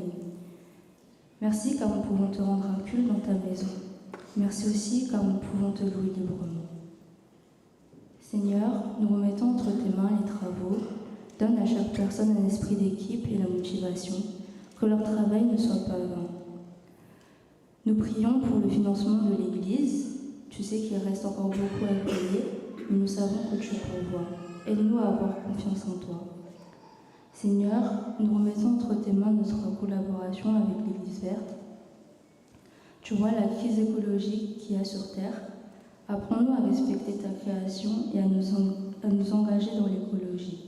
Que chaque œuvre que nous faisons pour cette Église soit aussi pour te plaire. Amen.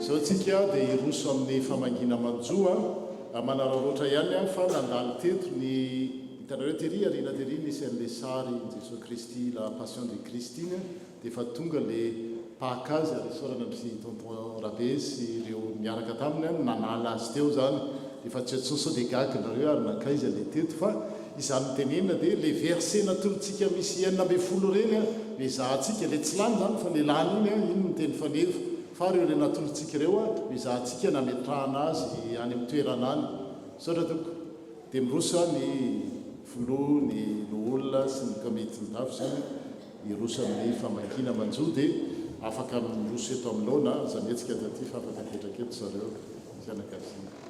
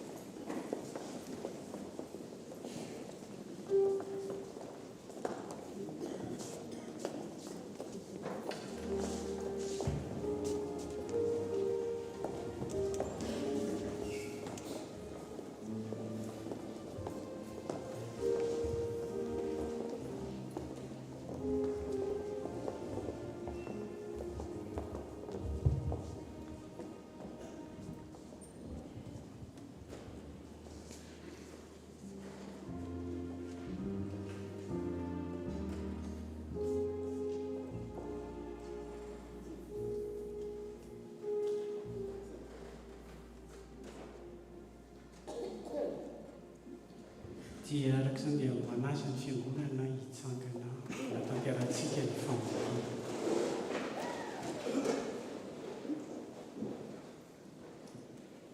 Eny izy mianakavy mijoro eto nolonareo ny fiangonana izay tarihan'ny mpitandrina sy ny filomana ziketona miaraka amin'ny komity sanatria tsy tonga mendrofendro na mofotamandry fa tonga kosa aneo ny fiaraha-miory no maharaintsika ao amin'ny tompo ary izany raha teo no sitrapony dia hoe mifalia miara-mifaly amin'izay faly ary miara-ory amin'izay ory. Eny izy mianakavy manoana ny fahoriana izay mitona amin'ny fianakavianareo namoizana avatiana vamanala raha vavy ilay tapony fanola tsinay toko vavy melosoa hety ranjana dia tsapanay tokoa ny amafy ny fahoriana satria maolombelona dia mafy tokoa ny fisarahana amanaina tohitoy. Nefa hoy ny tompo Jesosy araka izay nandroata ny apôstôly Jaona azy amin'ny toko 2:5-20 manao hoe izao no fananganana ny maty sy fiainana izay mino ahy na dia ho fady aza mbola hitsangana indray, izay mino ahy na dia maty aza mbola hitsangana indray. Dia izany filazana tsara fananganana maty izany riavana no teny entin'ny fiangonana mampitsaka sy mampahery anareo eo anatrehan'izao alahelo vokatry ny fahoriana izao koa dia mahaizany eo amin'ny toko.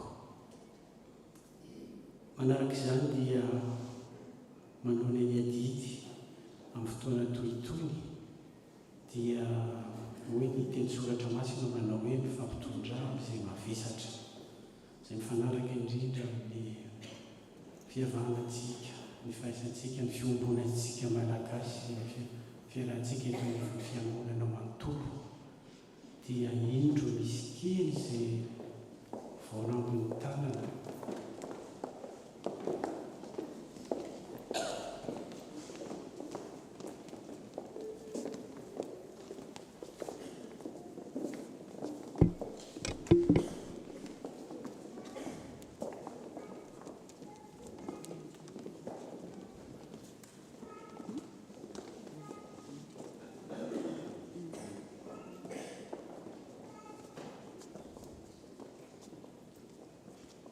atolotra anareo vokatry ny fitiavana kely ihany fa dia atolotra ny fanetretena sy ny fitiavana tokoa.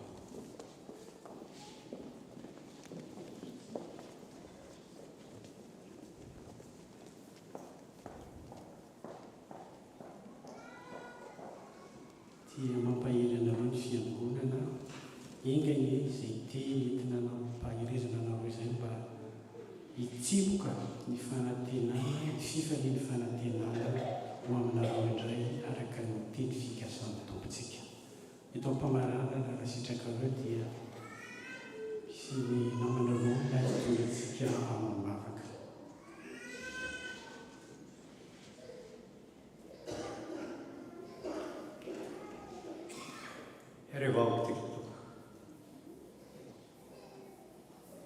Andra rainay amin'ny anaran'i Jesu Kristy tompony, mbola misaotra anao izay amin'izao fotoana izao.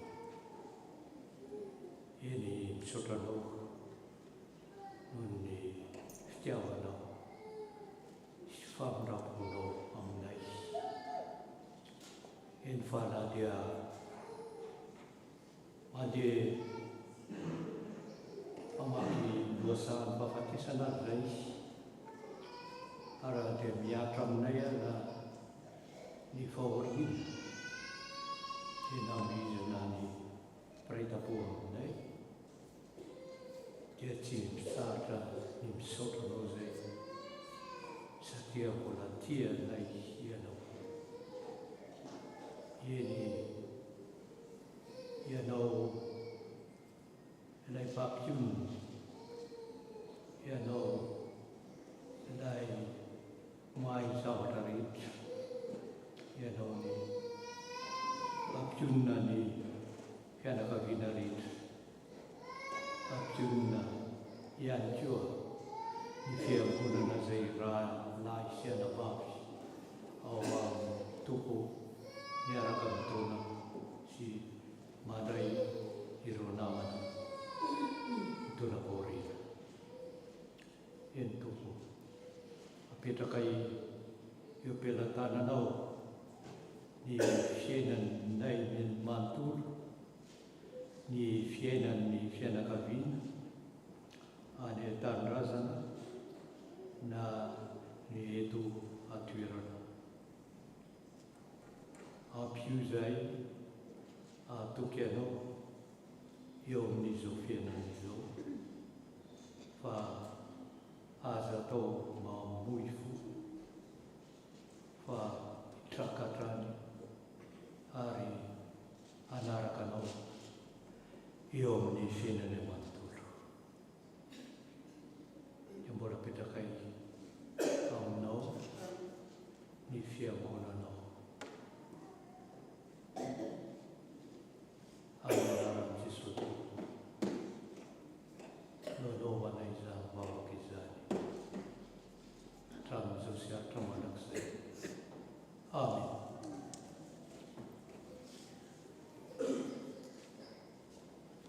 Ho fiarantsika maneho ny fiaraha-miolo dia manasantsika mba nakana tanantsika akafanana tompoko.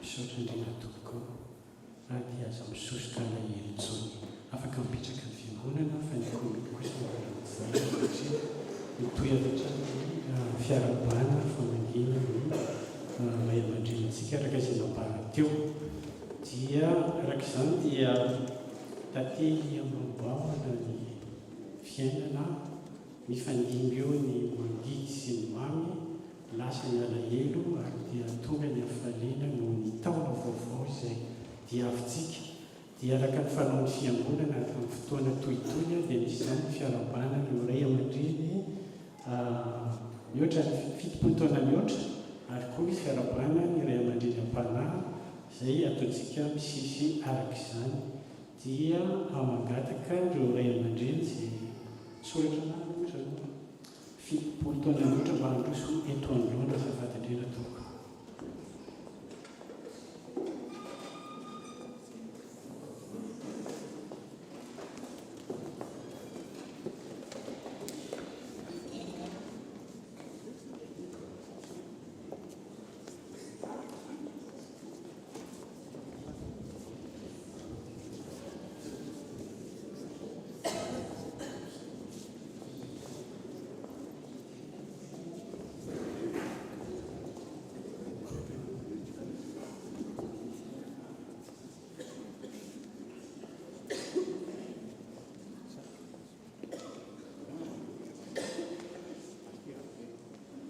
Ataontsika aloha famanginan'ny fitopolo taona mihoatra dia afantsika manao ny ray aman-dreny am-panahy sy ny filohan'ny fiangonana ampiarahantsika.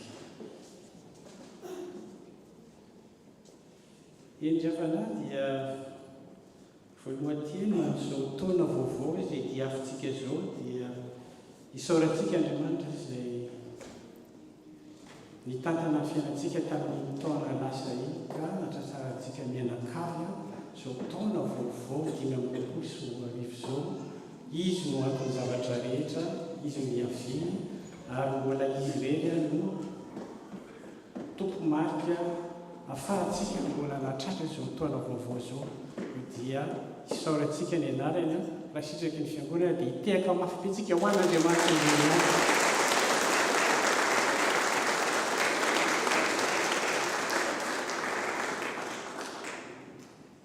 ry ray aman-dreny ajaina sy lolohavana tampoloha lohan'ny fianakaviana loharanony taranaka ela nitezana ka lava volo ry arian'ny fiangonana ny fanananay anareo ary dia hoy ny teny soratra masina manao hoe raha mateza fitopolo na valopolo taona ianareo zany efa ao anatin'izany dia faly ny fiangonana miaraba anareo indray amin'ity taona vaovao ity arabaina ry nasoafina mitompo omba anareo dia ho tanteraka aminareo any ny teny tompo ao amin'ny Isaia 9:7 izay fantatrareo loatra tsy mila tononona intsony kanefa dia ho ambarako ihany rentsika mianakavy mandra-pantotrareo dia tsy miova aho ary mandra-pahafotsy volonareo dia izao ihany no isahirana mitondra anareo izao no nanao izao no hitrotro eny izao no hitondra sy hamonjy anareo. Izany no tenina amin'ny mianakavy entina mirarisoa sy ny tsara ho anareo amin'izao fotoana vaovao izao ary amin'ny tonotaona tohitoy dia misy ny fomba malagasy ataontsika amin'ny fanomezana ny ataon'ny malagasy hoe fanomezana sombody akoho izay ny filaza azy ka misy fandaminana kely zany tononona tsirairay dia ny mpitandrina sy ny filoha miarabanareo ena sady mamely valopy voalohany eto am-pelantanako dia Andriamatoa Andrianarisoa Gervais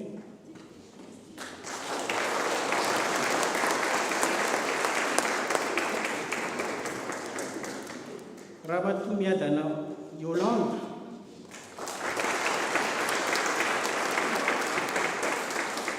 Andriamatoa Miadana Augustin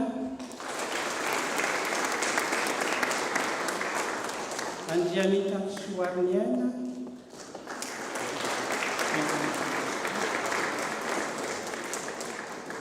Andriamatoa Rajon Maurice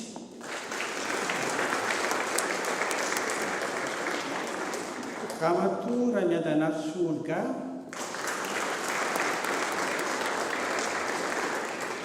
Andriamatora Kontiniaina Charles,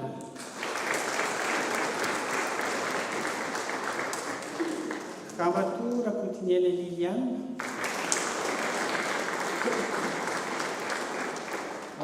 Ramatora Kontinanahary Miriam, Andriamatora Fanoarana José, Andriamatora Randriamar Jules,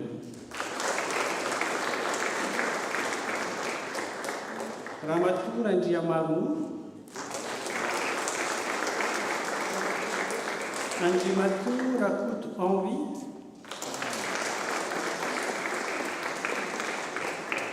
Ramatora Voninahitry Asina, Voninahitry Manitra azafady, Ramatora Razafindrabary Claire,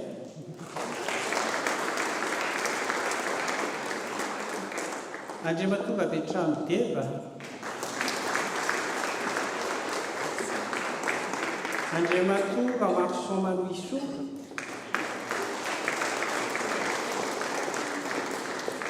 Ramatora Soloary Zao, Lolonirina Lisy, Ramatora Eliaritso Vola, misy adiny ve?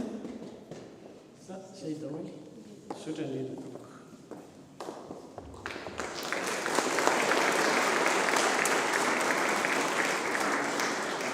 Eto am-pamaranana dia sitraky ny fiangonana trano eo teny Firaritso fa fifalianako sy fahasoavana ny ahafahanao mitondra anareo mambavaka dia misy namana anankiray tondrantsika amin'izany ary.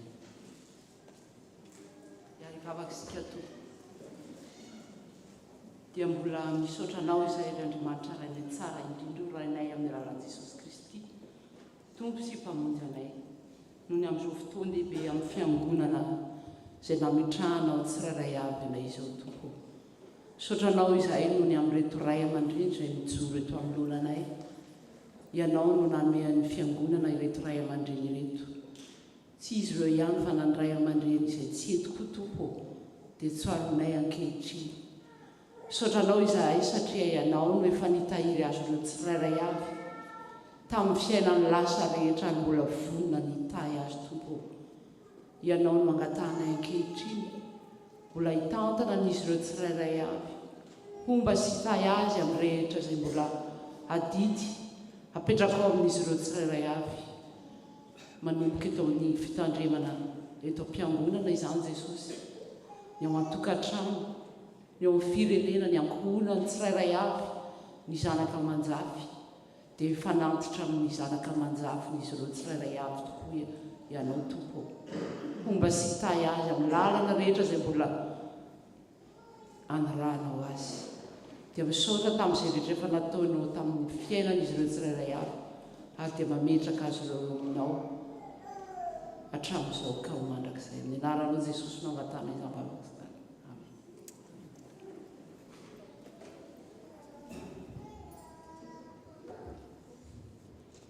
Dia misaotra antsika mianakavy vita ny antsika dia zay komity mbola mitsangana ety satria mbola toy ny fiarabana ny sisa kosa afaka miaraka mipetraka.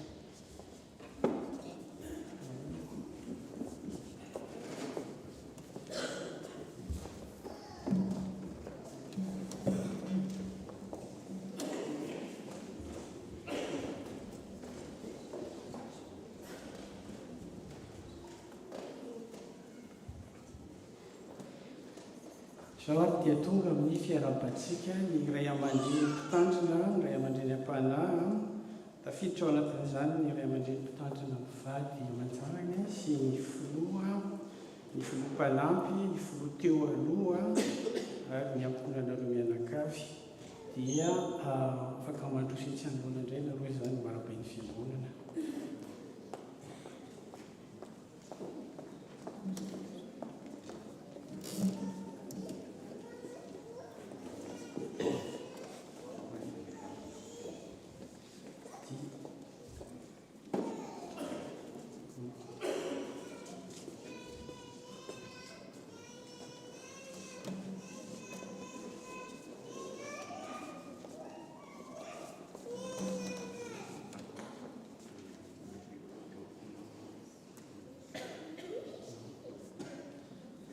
dia manatrika antsika eto ry havana ireo ray aman-dreny am-panahy misy ny mpitandrina Zanora Andrianandrasana Mpivady ao kotsy ny mpitandrina Jules Rakotonanary izay soloany Taty Miriama toerana eto androany dia ireo ny filoha Bernasa sy ny filoha teo aloha izay hitantsika ihany koa miaraka amin'ny fianakaviany sy miangonany dia noho izany dia zareo reo zany no fidiny tompo no tendrena hitondra ny teniny ho fanelomana ny fiangonana ary ireo koa no tendreny sy ho misafidiny hiandry ny otrikeliny araka ny teneny tamin'ny Petera hoe andraso aro sy ny otrikeliko manao fiteny azy faharo aro sy izy ny otrikeliko zany no andraikitra makadiry havana izay atrehan'ireto ray aman-drenitsika mpanahy reto izay nakinin'Andriamanitra taminy izy Andriamanitra no nifidy azy izy no nanendry azy ireo ary dia izy koa no mbola mampahery sy manohana azy amin'izany asa lehibe izay iantsoroany izy ireo zany dia isaorantsika Andriamanitra no fananantsika azy ireo fiangonana no mandroso tahaka izao dia anisan'ny fitaovana lehibe teo am-pelatany no nampiasany azy ary dia isaorantsika Andriamanitra isaorana azy ireo ary dia noho amin'izany indrindra ny hoe fifaliana lehibe no hiarabantsika azy ireo amin'izao taona vaovao izao natratra ny taona 520 izao dia faly ny fiangonana miaraba anareo tsirairay avy sy ny tokantranonareo ny fianakaviana manontolo dia ny teny firarontsoa entinay mampahery anareo dia ny ao amin'ny Isaia 1:7 manao hoe mpanompoka ianao izaho no nifidy ianao ary tsy mba ho ariko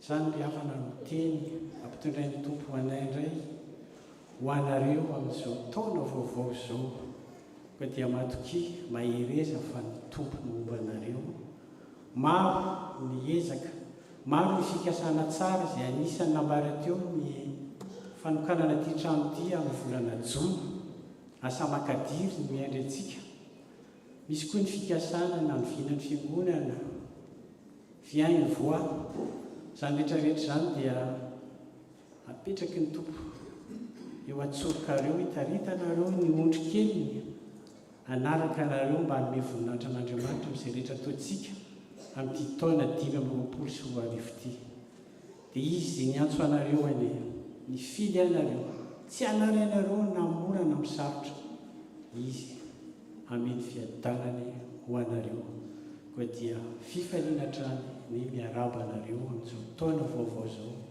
manana ny fiangonana manana anareo dia araka ny fotoana araka ny mazatra ny fotoana toytoy dia misy gavetrany koa ny fahatsiarovana kely vokatry ny fitiavana tolotry ny fiangonana tsy ho tany saina intsony fa dia omena anareo araka ny fandaminana izay efa natao ho mariky ny fankatiavantsika ho mariky ny fanohanantsika amin'ny fanompona ny tompo ary ho mariky ny indrindrindra ny fanajana ianareo satria nareo misolo tena n'Andriamanitra hita maso ajaina tampondro ary enoteny hoentina mambavaka manoloana ny asa sarotra izay nitsoroanareo izay misolo tena ny balao misolo tena ny komity misolo tena ny sampana rehetra sy ny vomera velona eto amin'ny fiangonana dia misaotra indrindra tompoko ary sitrakareo dia misy namantsika koa mbola hitondra mambavaka ho anareo.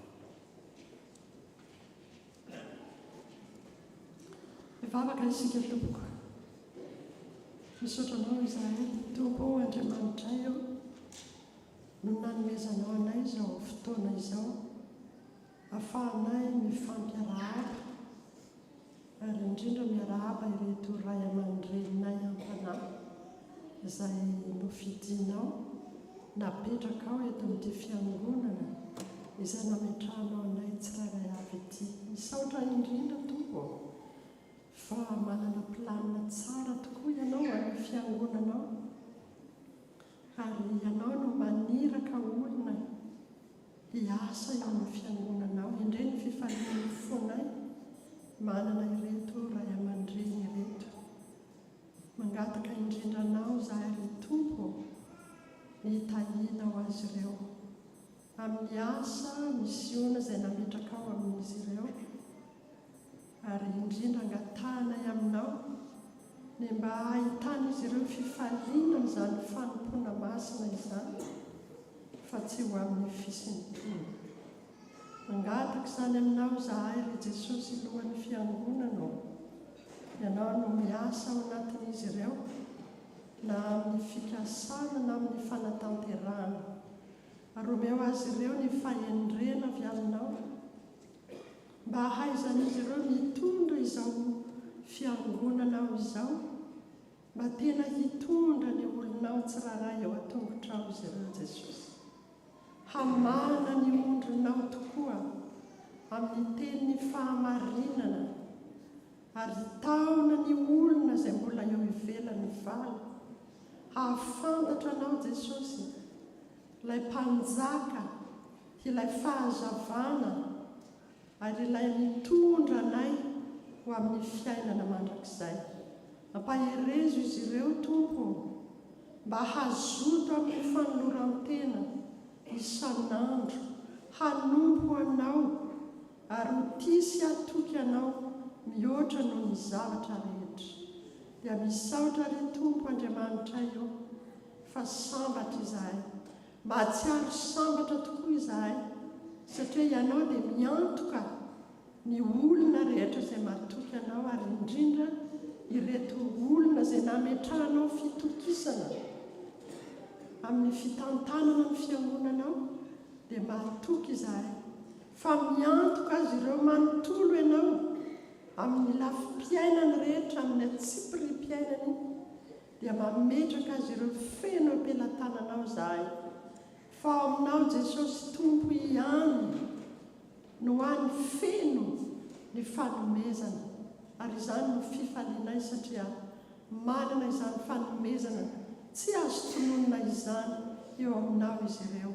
Dia misaotra ry Tompo, misaotra anao izahay mideranao, ary matoky izahay fa tsy andao na afoy azy ireo ianao, na mandeha ireo na mitoetra na mivoaka ny miditra ny tranony, fa ianao no momba azy ary ianao no miantoka azy ireo. Amin'ny anaranao Jesosy no naovanay izany vavaka izany.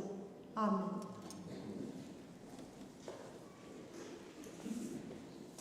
Dia manasa antsika mba hiteka mafy be eo amin'ny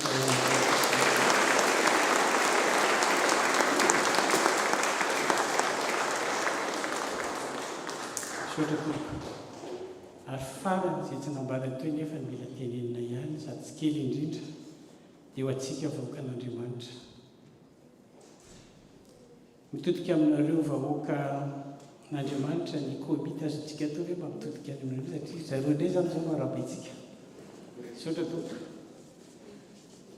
Mitodika aminareo vahoaka n'Andriamanitra ny komity sy ny olona izay tary amin'ny tandrina sy ny filoha izay manatrika eto. Ianareo ny fiangonana sahan'Andriamanitra, maminy sy lalainy tokoa, satria nomeny anareo tsara indrindra teo aminy, dia tsy iza fanjanany latokana.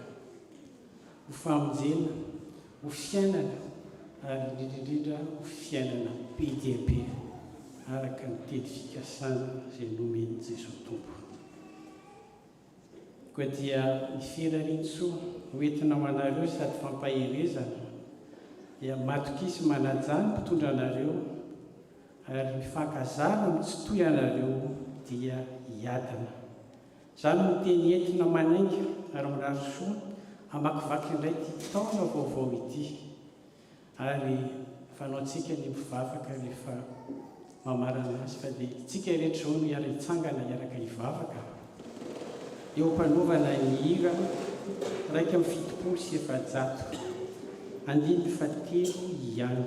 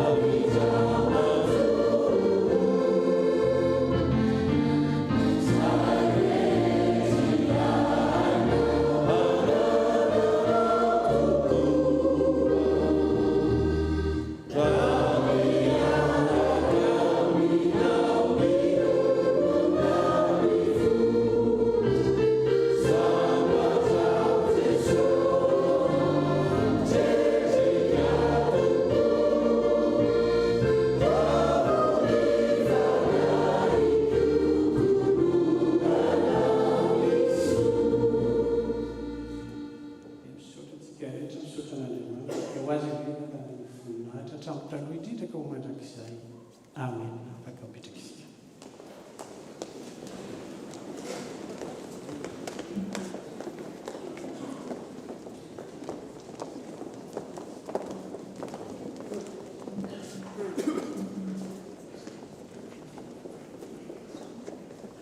Azafady tompoko, adino teo nisy olona nanadino no solomaso etiana lunette gese miaraka amina lunette de vue ka raha ohatra ka fantatritsika ny tompoko na atsika dia afaka alaitsika etsy aoriana etsy. Misaotra tompoko.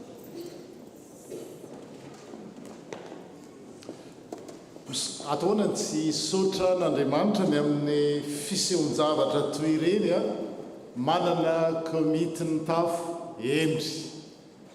Tsy manadino amin'ny tonotaona toy izao, tsy manadino ny mpitondra, tsy manadino ny ondrin'Andriamanitra dia tena hoe tohana ny fo a tsy hay ny angina mba mangataka antsika rehetra hitehaka.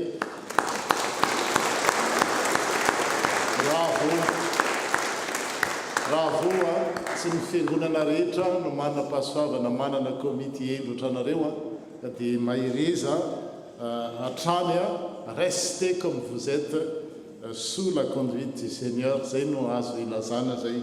Tonga amin'ny fotoana izay anaovana ny rakipisaorany sika izao a dia ny hira voalahatra no ataontsika.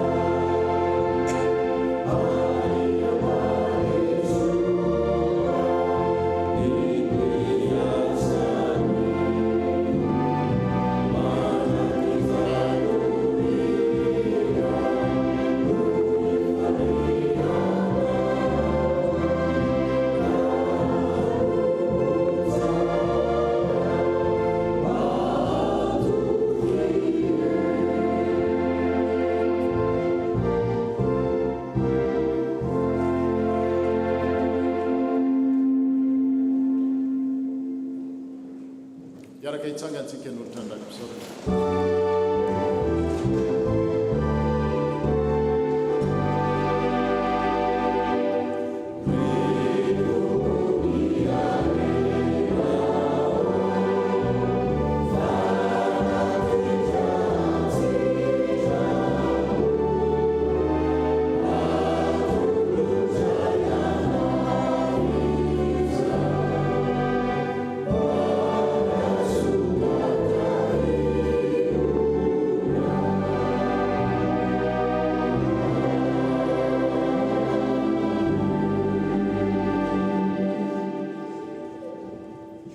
mipetraka ny fiangonana mamarana zao fanompoam-pivavahana zao tsika amin'ny alalan'ny vavaka fangatahana dia avy eo ny afatra sy ny tsodrany.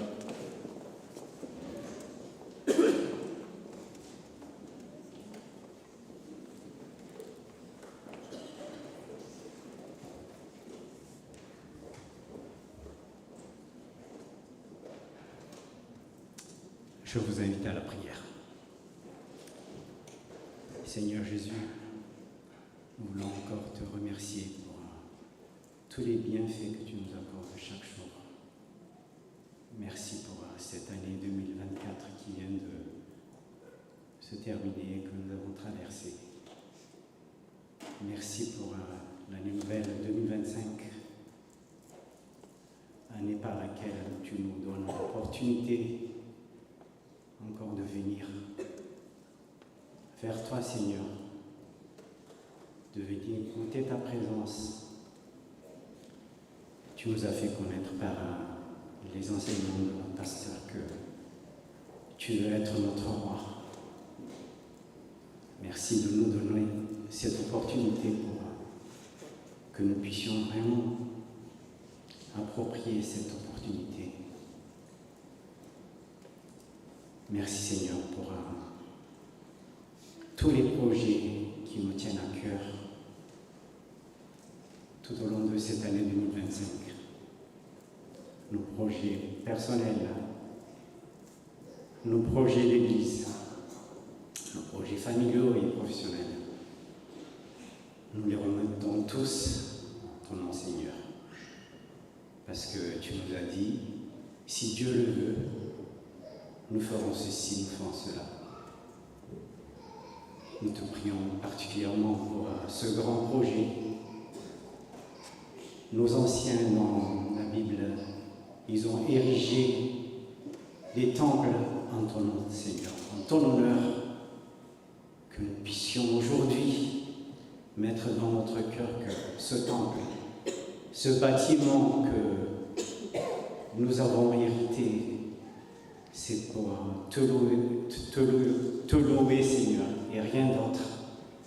C'est pas pour que nous puissions nous mettre en avant ou quoi que ce soit, mais c'est pour vraiment louer ton nom, que nous puissions venir ici, t'adorer et te dire merci pour tout.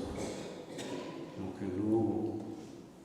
nous venons pour te supplier, te dire de bénir ce projet d'inauguration de ce temple le 28 juin. Nous prions pour toutes les commissions qui sont mises en place pour cet événement majeur dans notre vie d'Église. Merci de les bénir, merci de les encourager. Nous te prions pour l'entité FPMA, tous les dirigeants, tous les responsables, que tu les accompagnes aussi pour nous mener à bon port à notre roi. Merci aussi pour toutes les paroisses qui sont encore en déficit par rapport à un pasteur, même à un dirigeant dans leur église, dans leur petite communauté. Ils n'ont pas comme nous ici à Aix-Marseille, où nous avons une multitude de talents.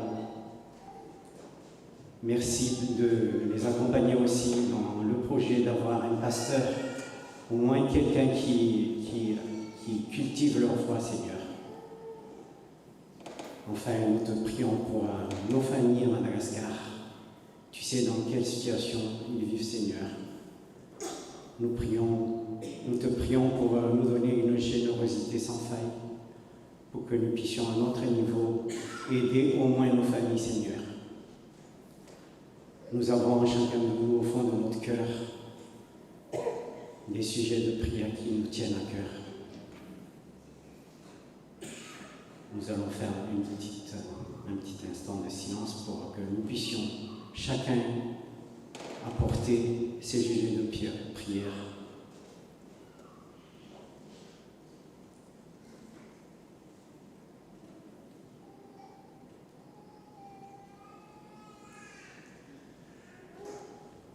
Merci Seigneur, merci parce que tu es tout le temps à notre écoute, malgré nos imperfections. Et cette prière n'est pas complète, elle n'est parfaite, sans que nous rajoutons celle que tu nous as prise. Notre Père qui es aux cieux, que ton nom soit sanctifié, que ton règne vienne, que ta volonté soit faite sur la terre comme au ciel. Donne-nous aujourd'hui notre pain de ce jour. Pardonne-nous nos offenses, comme nous pardonnons aussi à ceux qui nous ont offensés. Ne nous soumets pas à la tentation, mais délivre-nous du mal, car c'est à toi qu'appartient le règne, la puissance et la gloire, au siècle des siècles. Amen. Mitsangantsika andray miafatra sy mitsodrano irany andiny voalohany ihany amin'ny telopolo sy eninjato dia ny andiny faefatra ihany ao aorianany afatra sy mitsodrano mpitsanganana.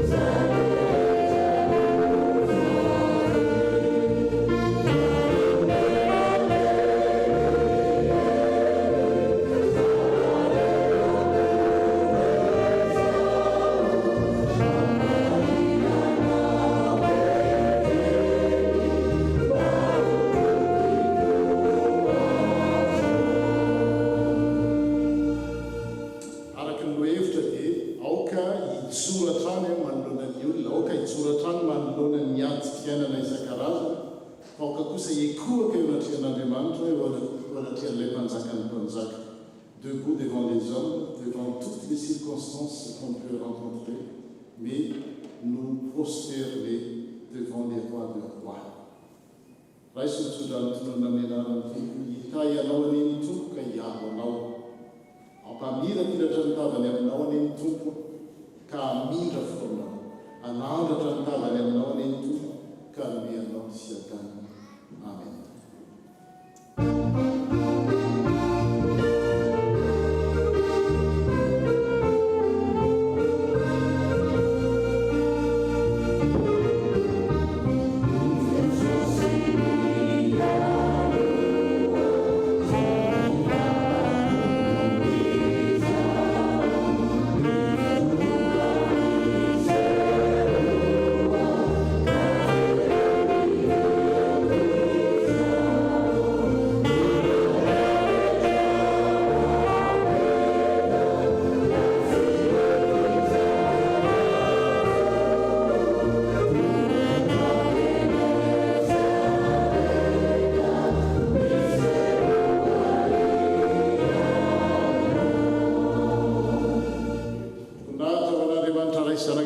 Masina izay hatramin'ny taloha indrindra ka ho mandrakizay amen. Mandiana amin'ny fiadanana ka manompony tompo. Dia miaraba nahitratry ny taona 5 sy 10 atsika rehetra. Joyeux année.